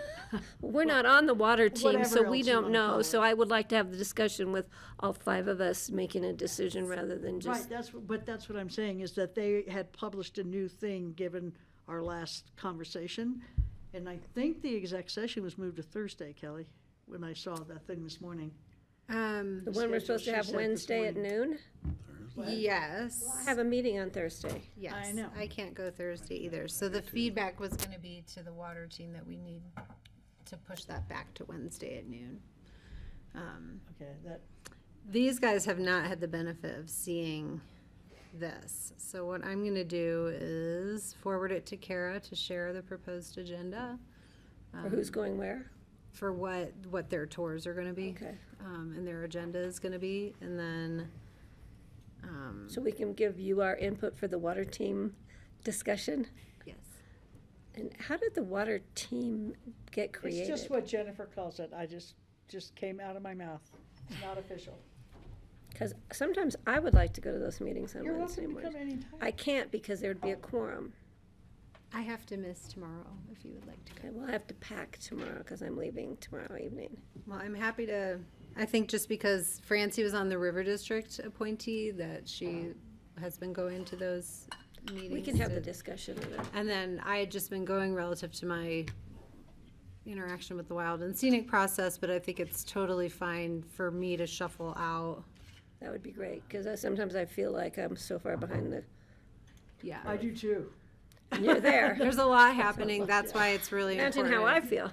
No, there's a lot happening, and that's why I think it's really important to have this, I want to hold the time that we've carved out for the exec next Wednesday at noon, since it's been on all of our calendars, because there's a lot that they've been doing and a lot, I think, to update everybody on.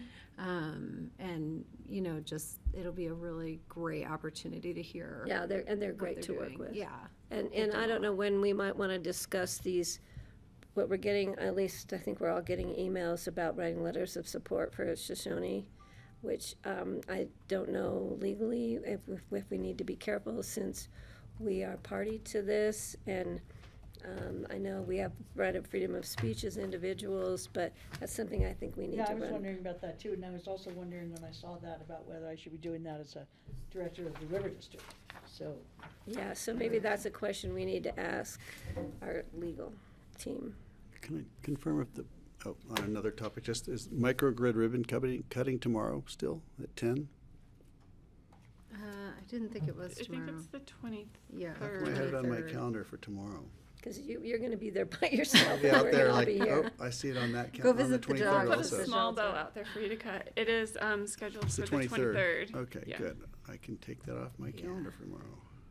You can be here at noon. It's not What was it, 10 a.m.? That's funny. How it got Alright. there, I do not know.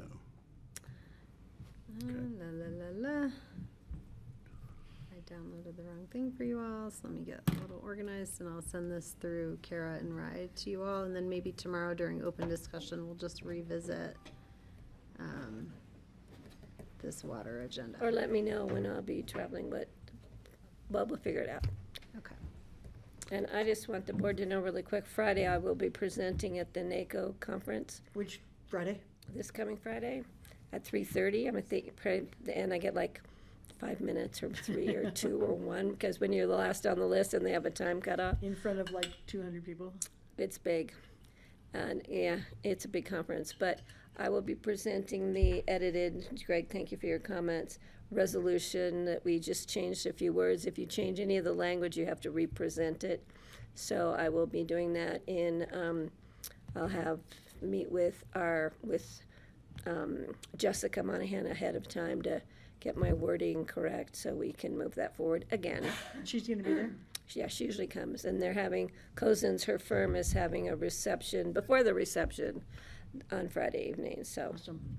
I yeah, did see the letter you were talking about, by the way. yeah, Cozen. yeah. So I'll be doing that Friday. Thank you, guys. Okay.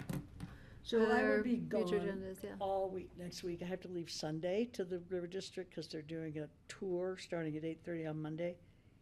And I won't be back until, well, there's another tour on Thursday, but if I was gonna make it to any of the river, or the water stuff, I was gonna leave Wednesday after our official meeting, but Is this in Steamboat? it's in Winter Park. Oh, in Winter Park, that's right. So, I'll let you know when I'm coming back. It's a weird schedule. There's a lot of tour time. Well, that should be great. This is the Southwest Tour or the West Tour, or whichever one they're doing. One of them is, well, the last one is Wilford Reservoir up in Kremling, that Richardson Dam, is that what it's called? Richard Dam. I don't know if I'm gonna go to that one, if I can get back to meet with the water lawyers at all. Got it. But the Monday one is a long tour. It's 8 hours driving around, getting. Right. Wow, that's looking at fun. things. Rachel used Fun to if do you that have all the the time. Yeah. So Monday, Tuesday, and Wednesday for sure, and I probably won't do Wilford, so I'll probably come home Wednesday. And maybe So get you back won't for a join dinner or for something. the exec? Say again? So you won't be able to join for the exec at noon on? Well, I could, and then the drive 16th. home. It's not that far. I mean, you have the benefit of knowing a lot of what they'll present to the rest of us, Yeah. but Oh, I we'll won't, just keep yeah, you the exec, you mean? posted, Yeah. Okay, well, thanks. That sounds exciting. Look forward to hearing how it goes. And, yeah, and I'll just note, the three of us will be here next week for the 15th. Tuesday? And 16th, Tuesday and Wednesday. I'm supposed to present a grant to the River District for my other hat that I wear, and I don't know what time that's gonna be at. I think it's gonna be the morning Where? of the 16th. In Glenwood? No, I'm just gonna do it over Zoom. I'm not going to the meeting. But they haven't published the agenda, so I don't know when that's gonna be, so I just may have to ask to step away for a half hour and pause the meeting. And I'll let you know as You're soon as I know presenting that. to the River District over Zoom. Yep. But I haven't seen the agenda, so I Yeah. don't know when I will be doing that. I'll be back unless I get stuck in Philadelphia, because the President of the United States flies in the day I fly out of Philly. So don't know what air travel will look like that day. On top of flash flood warnings and a heat wave. Does anybody want to go? I like Philly, but no, thank you. Okay. Other future agenda items? Anyone else? Any burning topics of discussion? Okay. All right, with that, Connie's here, so we can resume our regular agenda. Would you like a short break? I'd like that break. Okay. Yeah. We'll take a 5-minute break then, come back at 2:45. Thank you. Okay, thank you.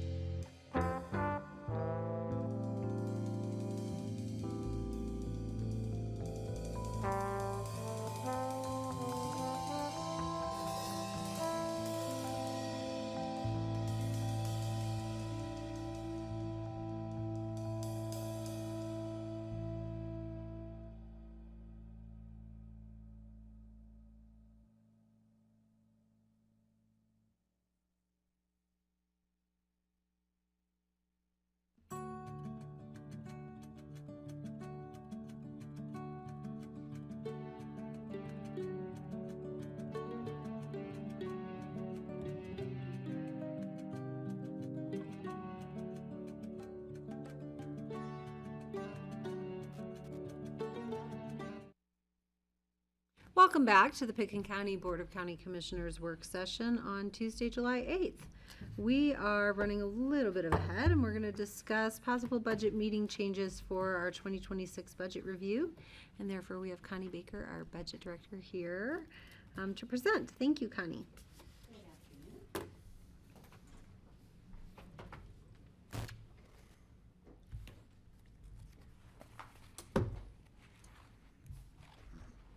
Okay, Connie, who did the jokes? I did. I love them, thank you. I'm like, was Peacock in on this? No. So the reason I'm even coming to you is because I heard through the leadership team that really I'm hogging too much time in the fall.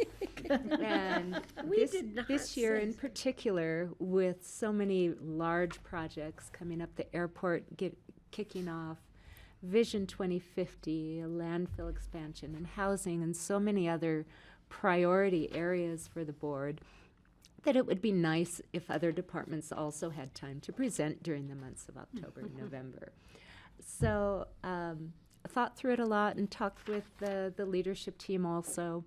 And what we'll show you today is a proposal of a way we could pare it down to what I would consider kind of the bare minimum this year. But let me talk through it and show you kind of how I got there and what I had in mind. Starting with the Colorado revised statutes, which set some guidelines and some specific dates for the budget. We're required to present a proposed budget to the board no later than October 15th. And then the language on the other parts gets a little confusing, but basically you have to certify mill levies by December 15th, and the budget has to be approved before you certify mill levies. So therefore, December 15th is basically the deadline for both. But what happens in between those two dates, those 2 months, is really at the board's discretion how you want to go about reviewing the budget, how you want your decision-making process to roll out. And so there are a multitude of ways that that could be done with the board. What we've used up until this point is a budget process that's focused around the core focus areas of the county's strategic plan. And we began this process when John Peacock first started as county manager, and he helped the county develop the strategic plan, and then started us off budgeting in this way, having the different groups that are part of these core focus areas get together and plan their budget presentations and find ways of collaborating together and presenting together to the board. And we've kept a similar format through the years, changing it a little here and there. Some advantages of presenting in this way is that the board hears thematic presentations all together. So rather than it following the accounting structure of where things are within our chart of accounts, the board hears departments or funds that are related to each other in that they're all working towards the same goals of that area of the strategic plan. And their presentations have been focused on more of a storytelling format where the board hears the services that they're providing, how they're going to go about doing their jobs, what projects they're doing, and then the numbers are just a representation of everything that the board has heard from the different departments. We have each and every department present to the board whether their budget is changing or their service is changing or not. It has been a good way of collaborating in different areas of the budget. I would say, though, that going by the strategic plan sometimes can form its own little silos in and of itself, in that the people who are in the prosperous economy section maybe are not aware of or caring as much about what's going on in the livable and supportive section.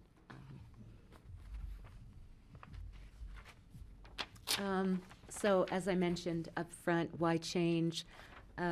Freeing up more work session time for the commissioners. When you have every single department come up and tell you their story and what services they're providing and how they're planning on going about it, the meetings can be long.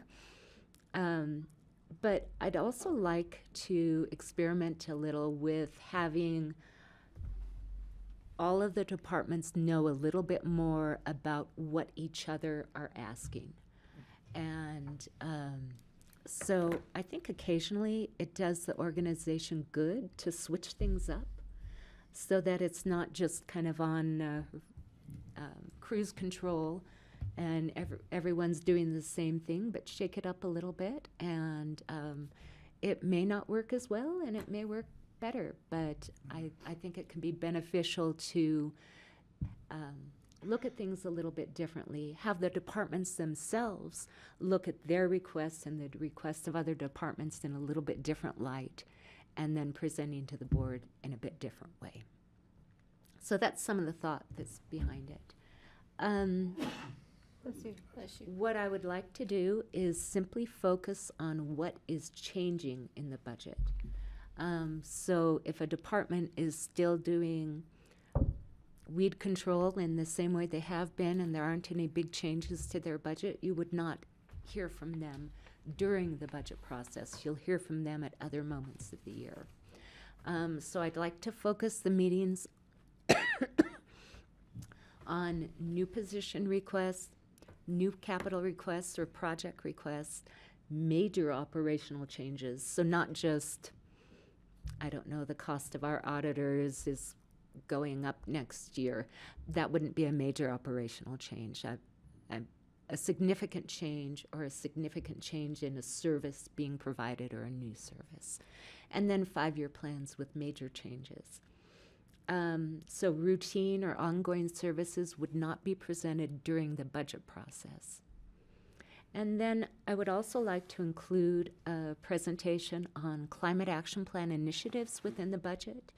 I've been working with Ashley and Michael Port on incorporating some of the goals of the climate action plan into our budget documents, so that as the departments are filling out their budget profiles, there's a new section so that they can show if they are working on any of the particular goal areas of the climate action plan. This will allow Michael to be able to go through and pick out all of that and coordinate it or summarize it into a presentation for the board so that you have a good idea of how we're addressing the climate action plan. But I don't want to forget about that, the department updates and that departmental interaction with the board. I think it's, excuse me, I think it's really beneficial for the staff to come in front of the board and the board to hear what they're doing, how they're serving the community. And I find it fascinating myself just seeing all of the work that they're doing and the breadth of services that we're providing. And the costumes that they wear when they come. That I mean, too. all the plaids that day. The plaid, and then all the ladies from, I forget where, all dressed up one day. Can't remember, who was that? It was like, is what? Open space. No, they had the plaid shirts, but was it Come you for guys it. who all came in dresses? Mark comes. Marketing, no? Oh, yeah, maybe it was you guys. When you came to our budget meeting last year, did you all dress up that day? Yeah, that's who it was. Blazers, yeah. So we don't want to miss that. No, no. And so what we're asking departments to do is to give departmental updates to the board, but to schedule those at times of the year when the board's schedule is not quite as heavy. So they can come throughout the year. And Liz even had a suggestion today, what if we did some of those departmental updates with the quarterly supplemental requests when we bring those, which could be a possibility. So there are other ways of going about that where the board won't miss out on hearing from the departments and all of the services they're providing. But will we still get chocolate? Yes. I was just gonna think, you're Oh, gonna man. free up so much of our time in the fall that all those groups will wanna come and present in the fall. Maybe. So this would be a tentative schedule. Kicking off the budget by state statute, presenting to you on October 14th an overview of the proposed budget. And at this meeting, we normally review our revenue forecasts and highlight some of the key initiatives. So I would see that meeting being very similar to what we've done in past years. October 28th, our one big budget meeting day, which could be maybe 4 hours. I'll have to see how much is there. And I don't know if I'm being overly optimistic, thinking we can do it all in one or not. I think we'll have to see how much is actually there that we would need to present to the board. Again, new position requests, new capital requests, and I would love to have all of the staff, for example, anyone who's asking for a new position, all be here together so that they all are hearing each other's requests and they're presenting those requests to you as a group. And the same with capital projects. Interesting. So it, No, it's like true Hunger Games, sort of like it felt I like. get 'em all at one time, I'm Disaggregated Hunger thinking. Games in the past. They're gonna have to really dress up that day. I think Wear sometimes camouflage or. departments obviously are focused on their areas and providing their services. And it's good when they're making a request to be aware of the fact that they are within a larger organization and there's more going on than just their area. So I think that could be beneficial. October 28th is also a day that works well for the district attorney to present their budget. That would be a separate half-hour meeting, as we've done in the past, because they are a different agency. Healthy Community Fund grant recommendations on November 12th, and then a wrap-up meeting on November 18th.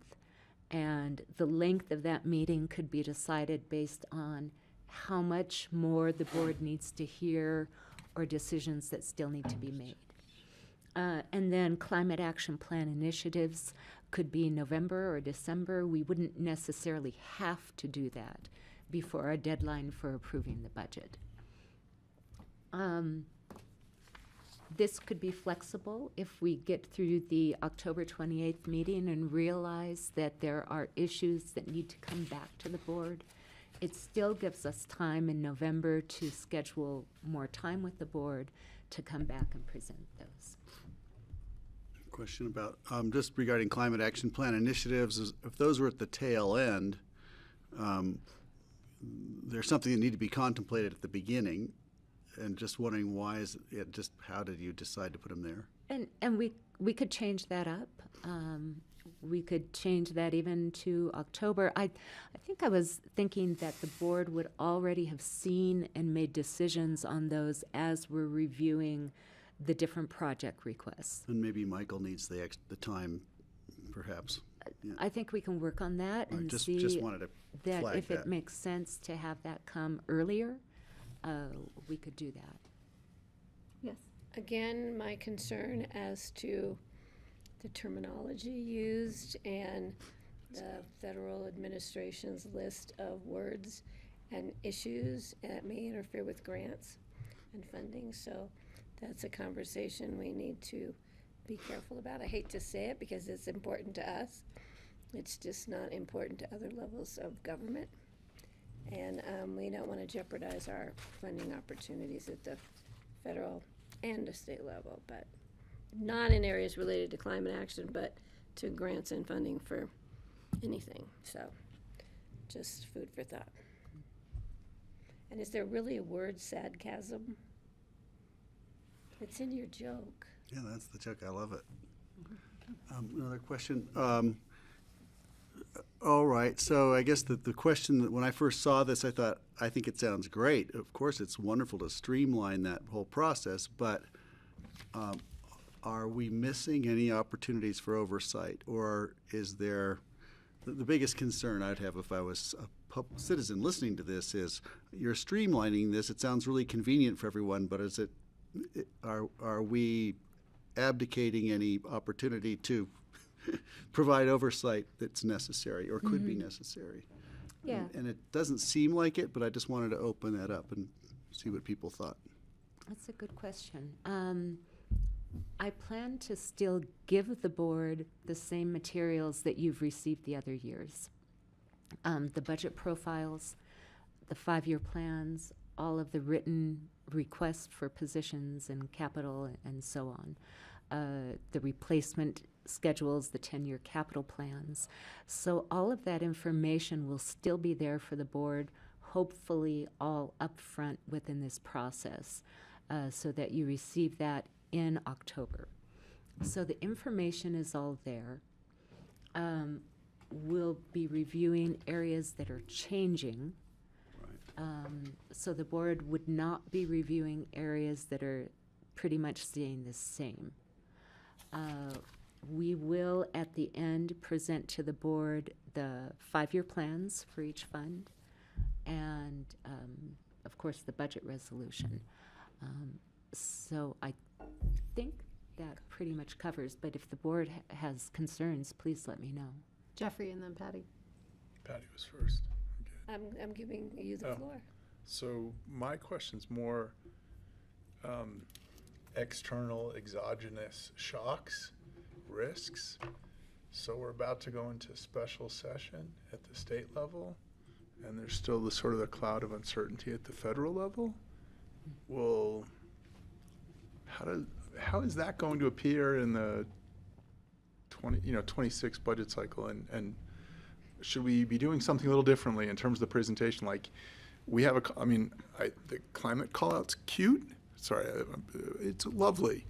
But wouldn't it be more apt in 2026 to say, well, here's the funding at risk at the state level and the federal level, and this is why, the budget is what it is in 26? And so specifically, Health and Human Services, all the social services, I'm just concerned that it gets washed a little bit. And to me, the call out in 26 is not climate, it's actually state budget and federal budget and impacts on Pitkin County. That was my point. I was going to say, where do we take that into consideration? So I know that Kara is already on top of this and was thinking of a presentation to the board in September reviewing where we're at with the federal budget bill that's passed. The way I saw it fitting in is that if so public health right now is working on their budget. And if they see that they have areas where they have funding cuts, that would be a part of any changes within their budget. And then those changes would flow through into the presentation to the board. So if there were minor changes, let's say they lose a grant for $10,000, is that a major change in the whole scheme of things? Not really. Would we present that to the board? Maybe not within the budget context. But if there is a bigger change where the county is either stepping in to provide funding that we've lost, or a service that we have previously provided but will not continue to provide, or provide in a lesser fashion, then those would be the types of changes that I would put under these operational changes that need to go to the board. Cool. So that's how I saw it fitting in. Kara, please jump in. Kind of adding, I think it's a twofold, is embedded, as Connie said, within the budget process, but what we're working on is bringing to you all in September, probably with those departments, as well as probably with the lobbyists that might be in the works, of coming to you of what are the changes that we're anticipating. I think there's going to be changes in 2026. I think the bigger changes are probably going to be looking in more of that 5-year plan. So having a discussion in September about how we see those impacts happening at the different departments, or gaps that the county might be looking to fill, and then that being part of embedded within the budget process, as Connie just spoke about. Let me just sort of revise then. So given we're about to go into a special session at the state level, does that potentially delay the budget process at the local level? And you could say, I don't know, is fine too. Yeah, I don't know. Yeah. But, Yeah, no, but that's we're fine. still required to present our proposed budget to you on the same day. Same day, okay. And it will just depend. We've had years where we had to make changes at the last minute when the state changed property tax. We always have problems with the state budget anyway, because they're on a different fiscal year than we are. So Public Health and Human Services often have to have some kind of guesstimates, and they don't get their allocation numbers until they're into the actual year we're budgeting for, and so those things kind of flow through in the budget supplementals in the following year. Thank you. And I applaud the call outs in terms of headcount, in terms of capital, and trying to get the other departments to see what they're up to. Because I feel sometimes we've seen that as a board sitting through everything, so I appreciate the sort of social aspect of working those numbers across the county as well. So thank you. So I did have one. Yeah, Patty. I just would like it to be very clear to staff that it's not because we don't care about what they're doing. We love hearing from them. It's just that it makes those budget meetings, by the time we get to the numbers, we're kind of numbered out. So I think having them at a different time allows us more time to really enjoy their presentation about their successes and their plans and their costumes, if they choose. But I think I can't wait to see this evolve and see how it works out. And I want to thank you for, I think, listening to, because in talking with John Peacock about the budget process, I suggested that maybe we look at it, and then the leadership team took it up and moved it along. So I think that's great. But I just want staff to know we do love hearing their stories, because they're always great. They do a great job out there. And again, I see this as a trial run, and Yeah. we may need to add a little more time as we're going through if we see that this isn't quite working. Cool. And Perfect. give it a go. Thank you. See, Liz has a hand raised. Oh. Oh, I didn't see her. Sorry, Liz. Thanks, Anne.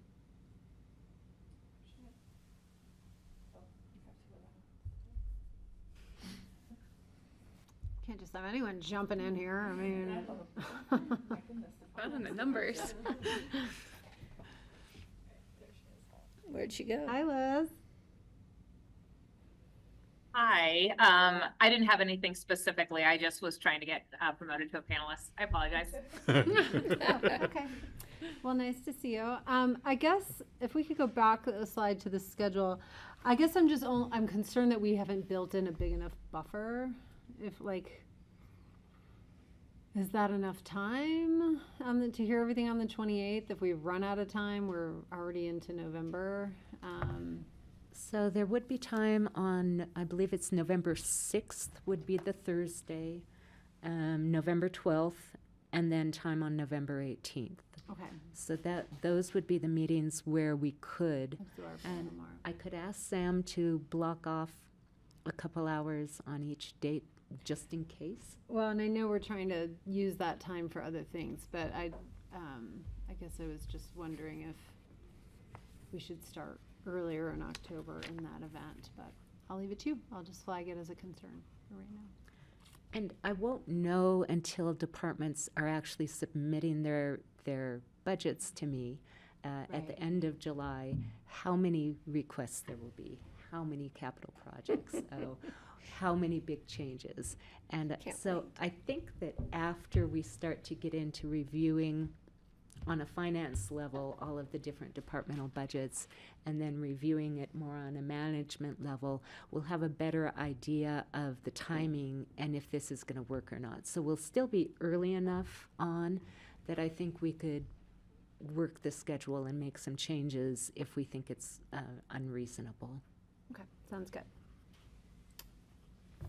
Other thoughts on this? Yes. Yeah, I think it's a Nancy. great idea, but I don't want you to think that we get bored when you present the budget and that we need to cut it down because of your presentations. They're always brilliant, and I always enjoy them. So, but this is exciting, and I hope it makes it better for you.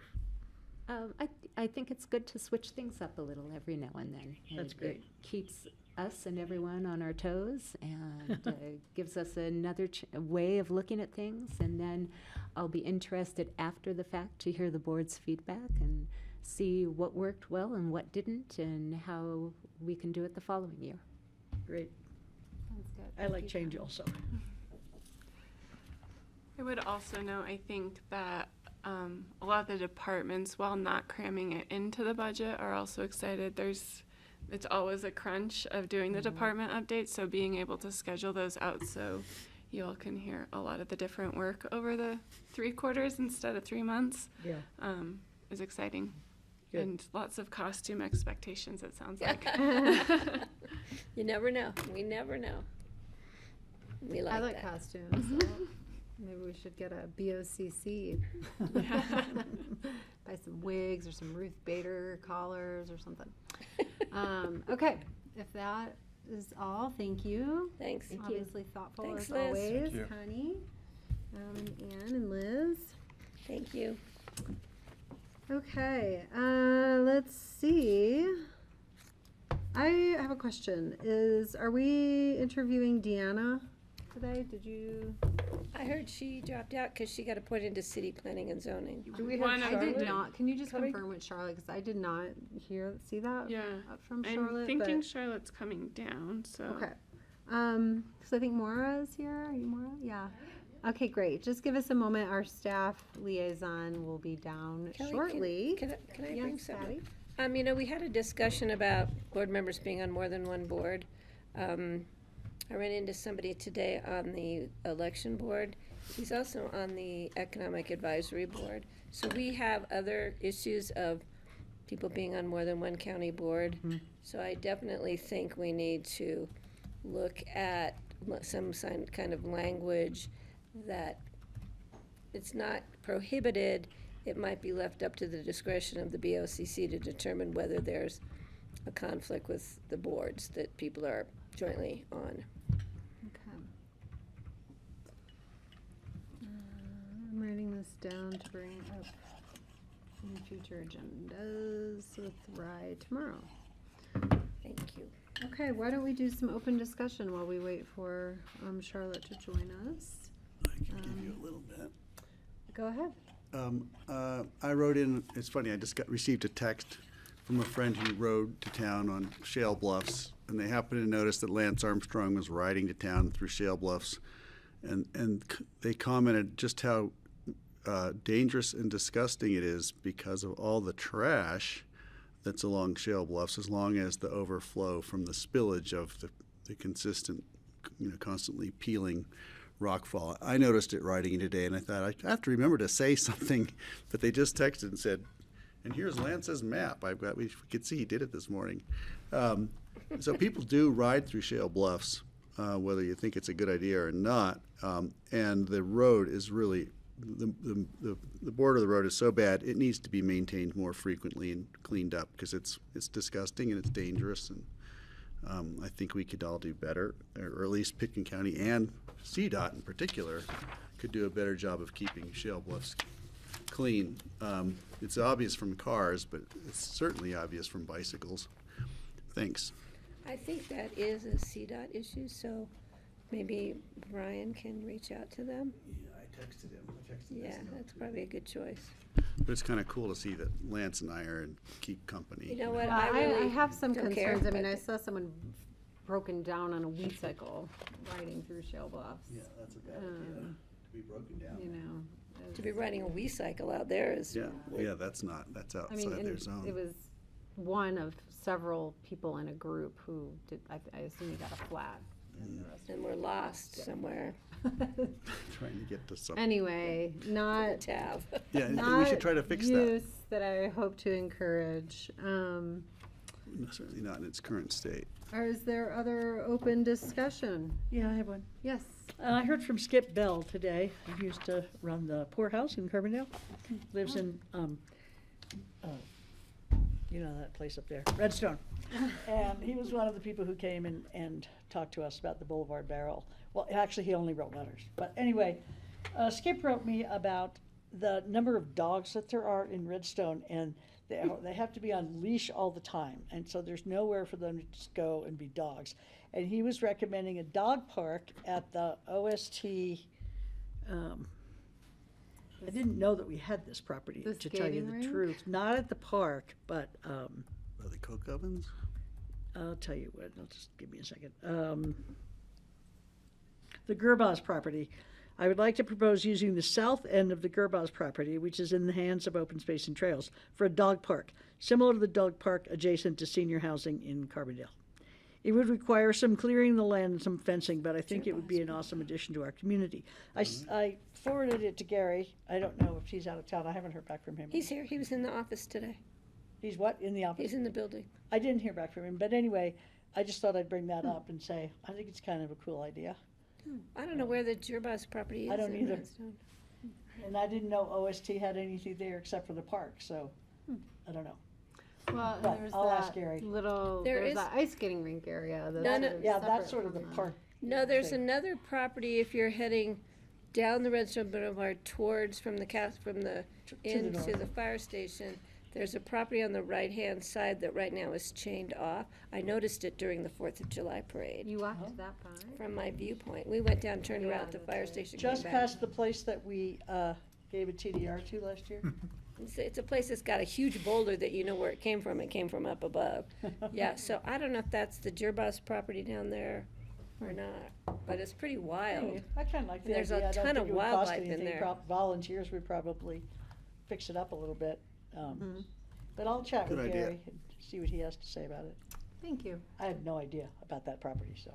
I just have one more brief one. Is today's the day when the rufous hummingbird are usually fly into this part Oh, of the is that valley. right? Yeah, Oh, that's July cool. 8th. They're pretty much like clockwork. So look for Like the little, swallows that very got the noisy swallow? orange little hummingbirds. Very aggressive. Some noisy, aggressive ones lately. Yeah. I don't know if they're orange. Got to Okay. be on alert for that.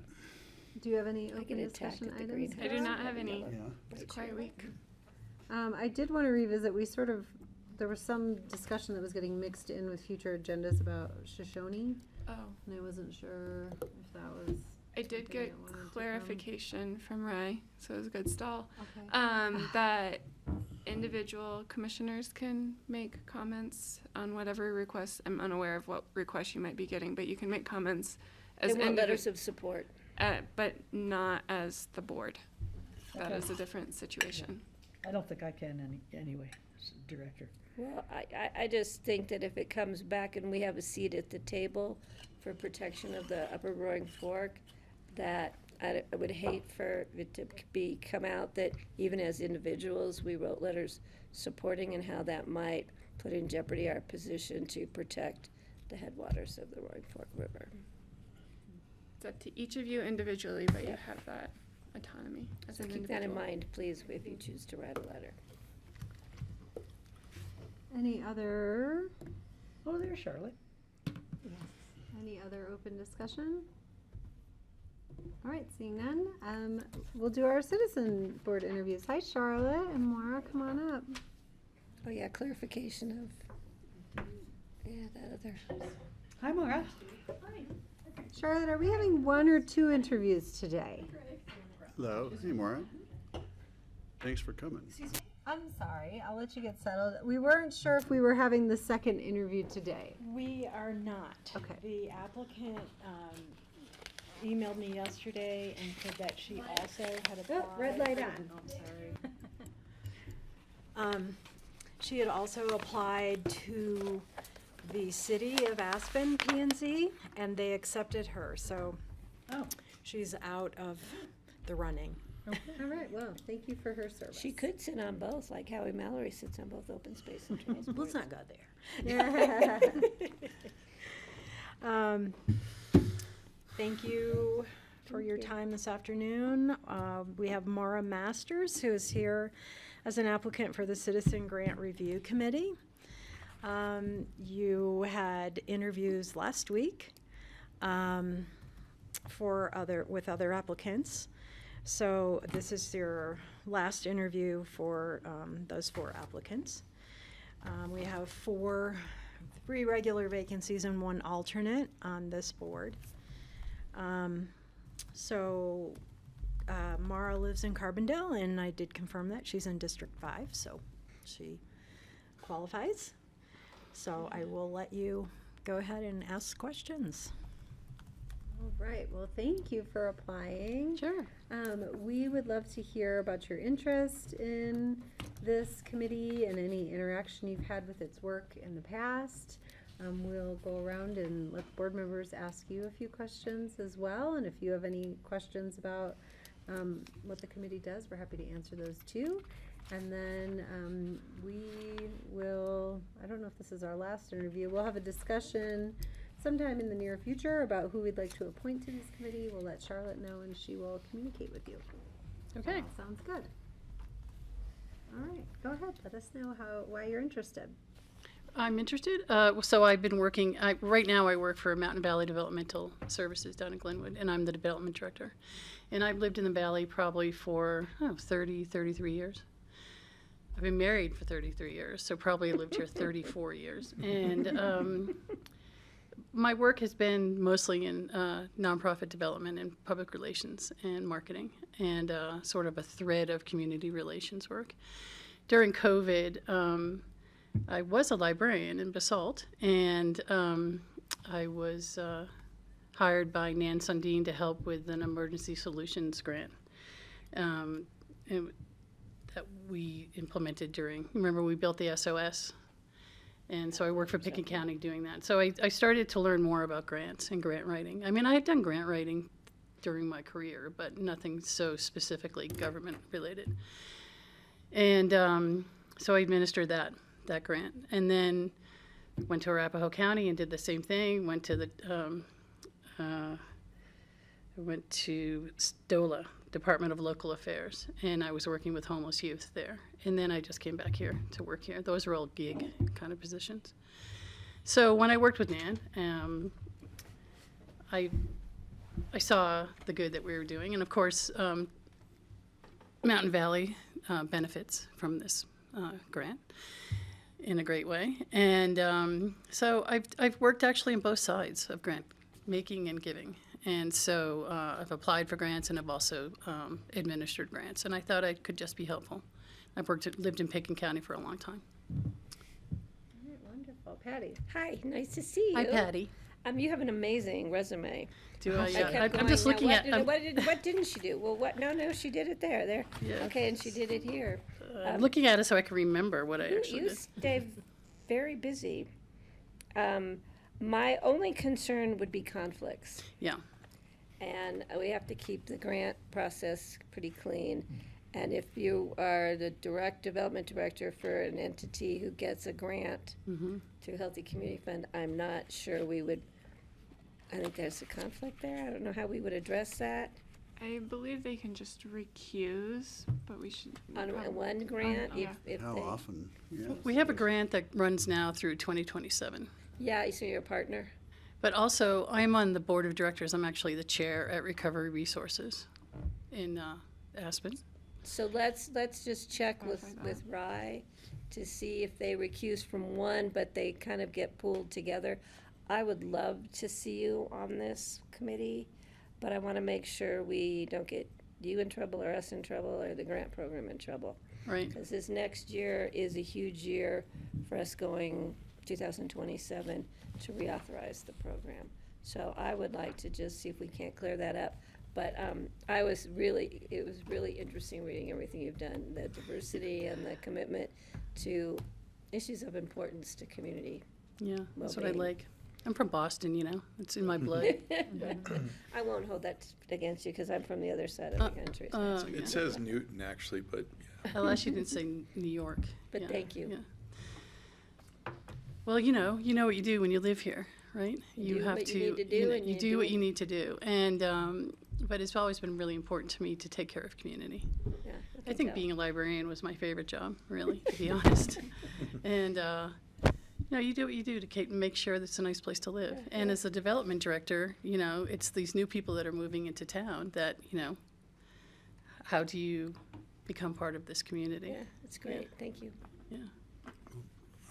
I think it'd be awesome if you were joining this. It'd be great. And Patty brings up a good point. If you're still working with organizations that are up for grants and you have worked with so many, you just have to walk that really careful line that there's no conflict of interest or what appears to be, even an appearance, that's the only thing.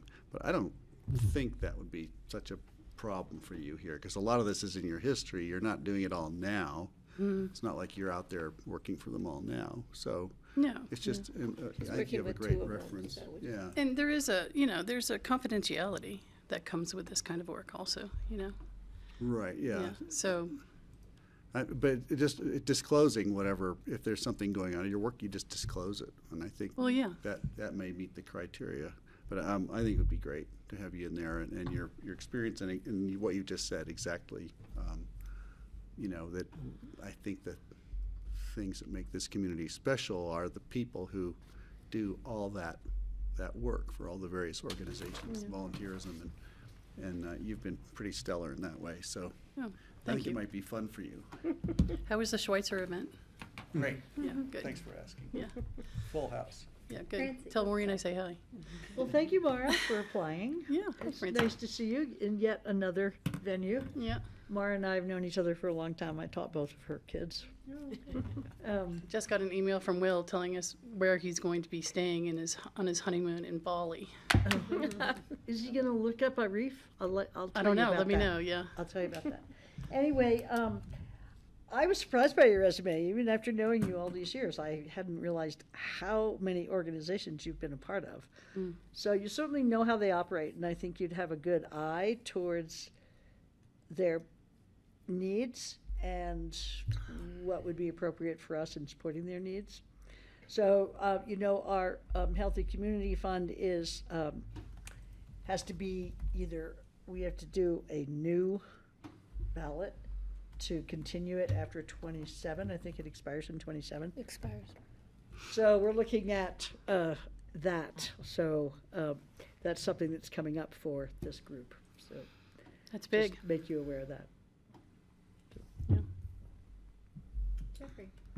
I think it's been covered. I think, again, I think the big question is disclosure versus recusal versus, we've discussed it. It's a lot of work over a short period of time, and it has a huge impact in the community. So, I think it's really, thank you very much for the background, and then, Sure.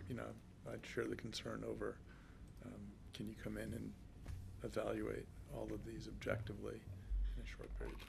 I have spoken to the executive director at Mountain Valley and, told her that there would be the work commitment for, those several weeks of intense work.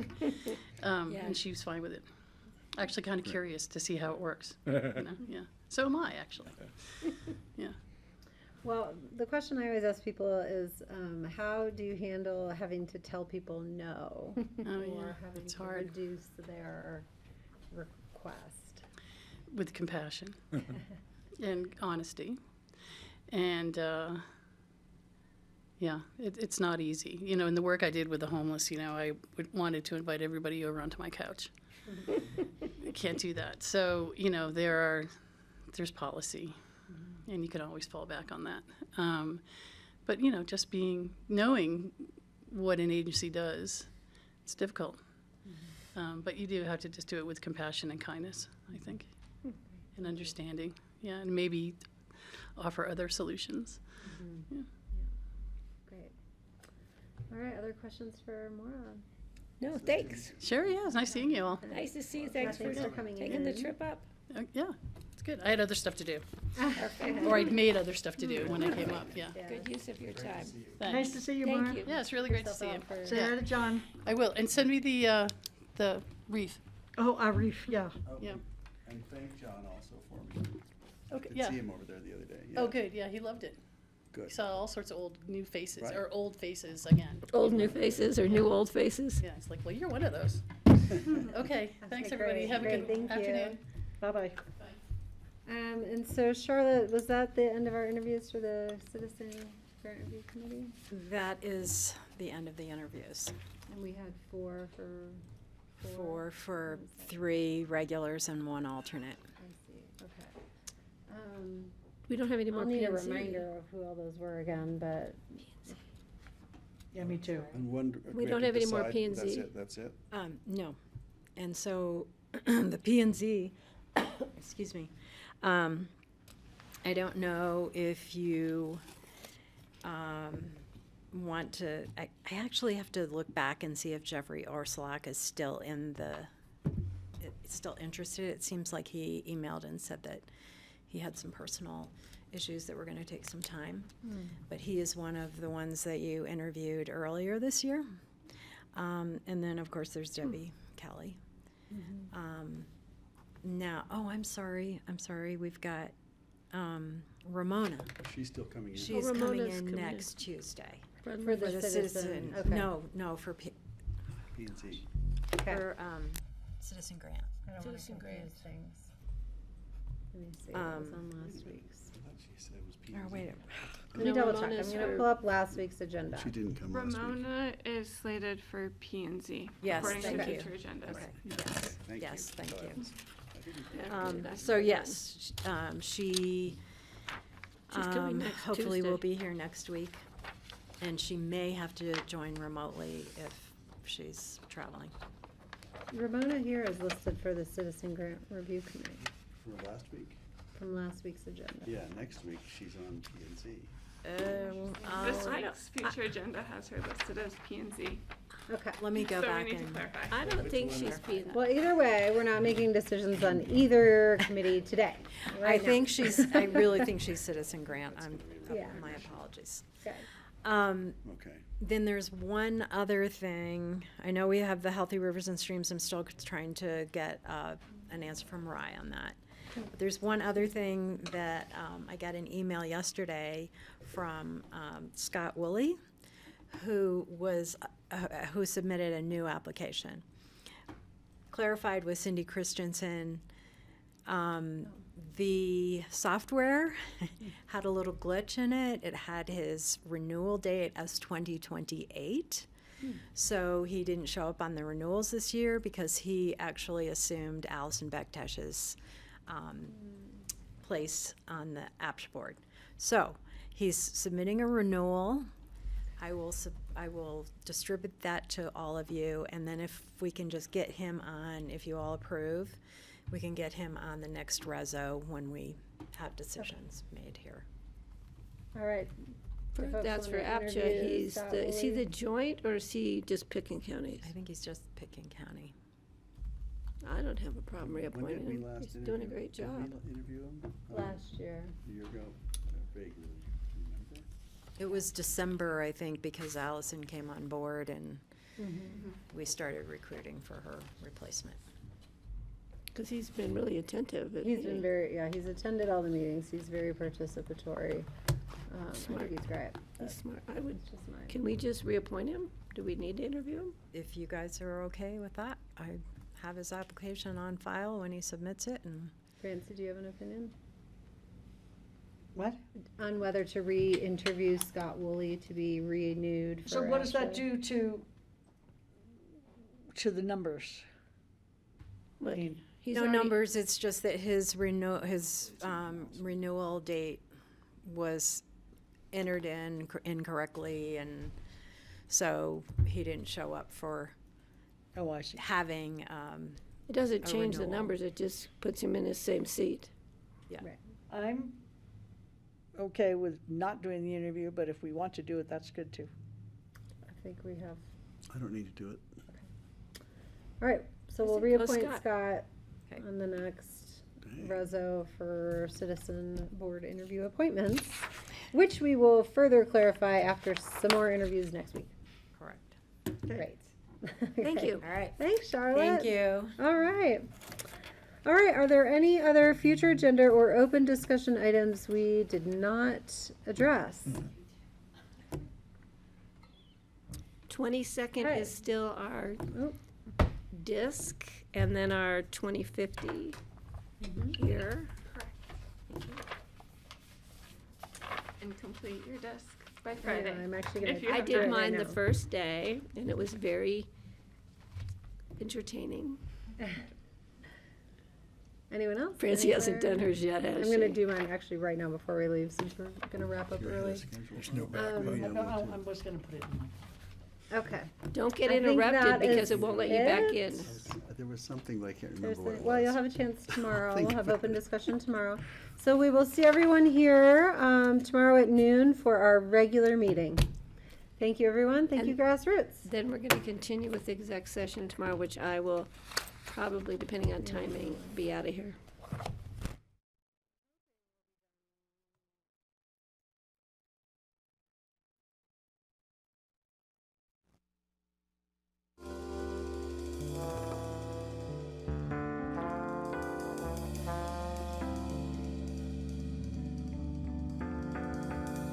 Thank you.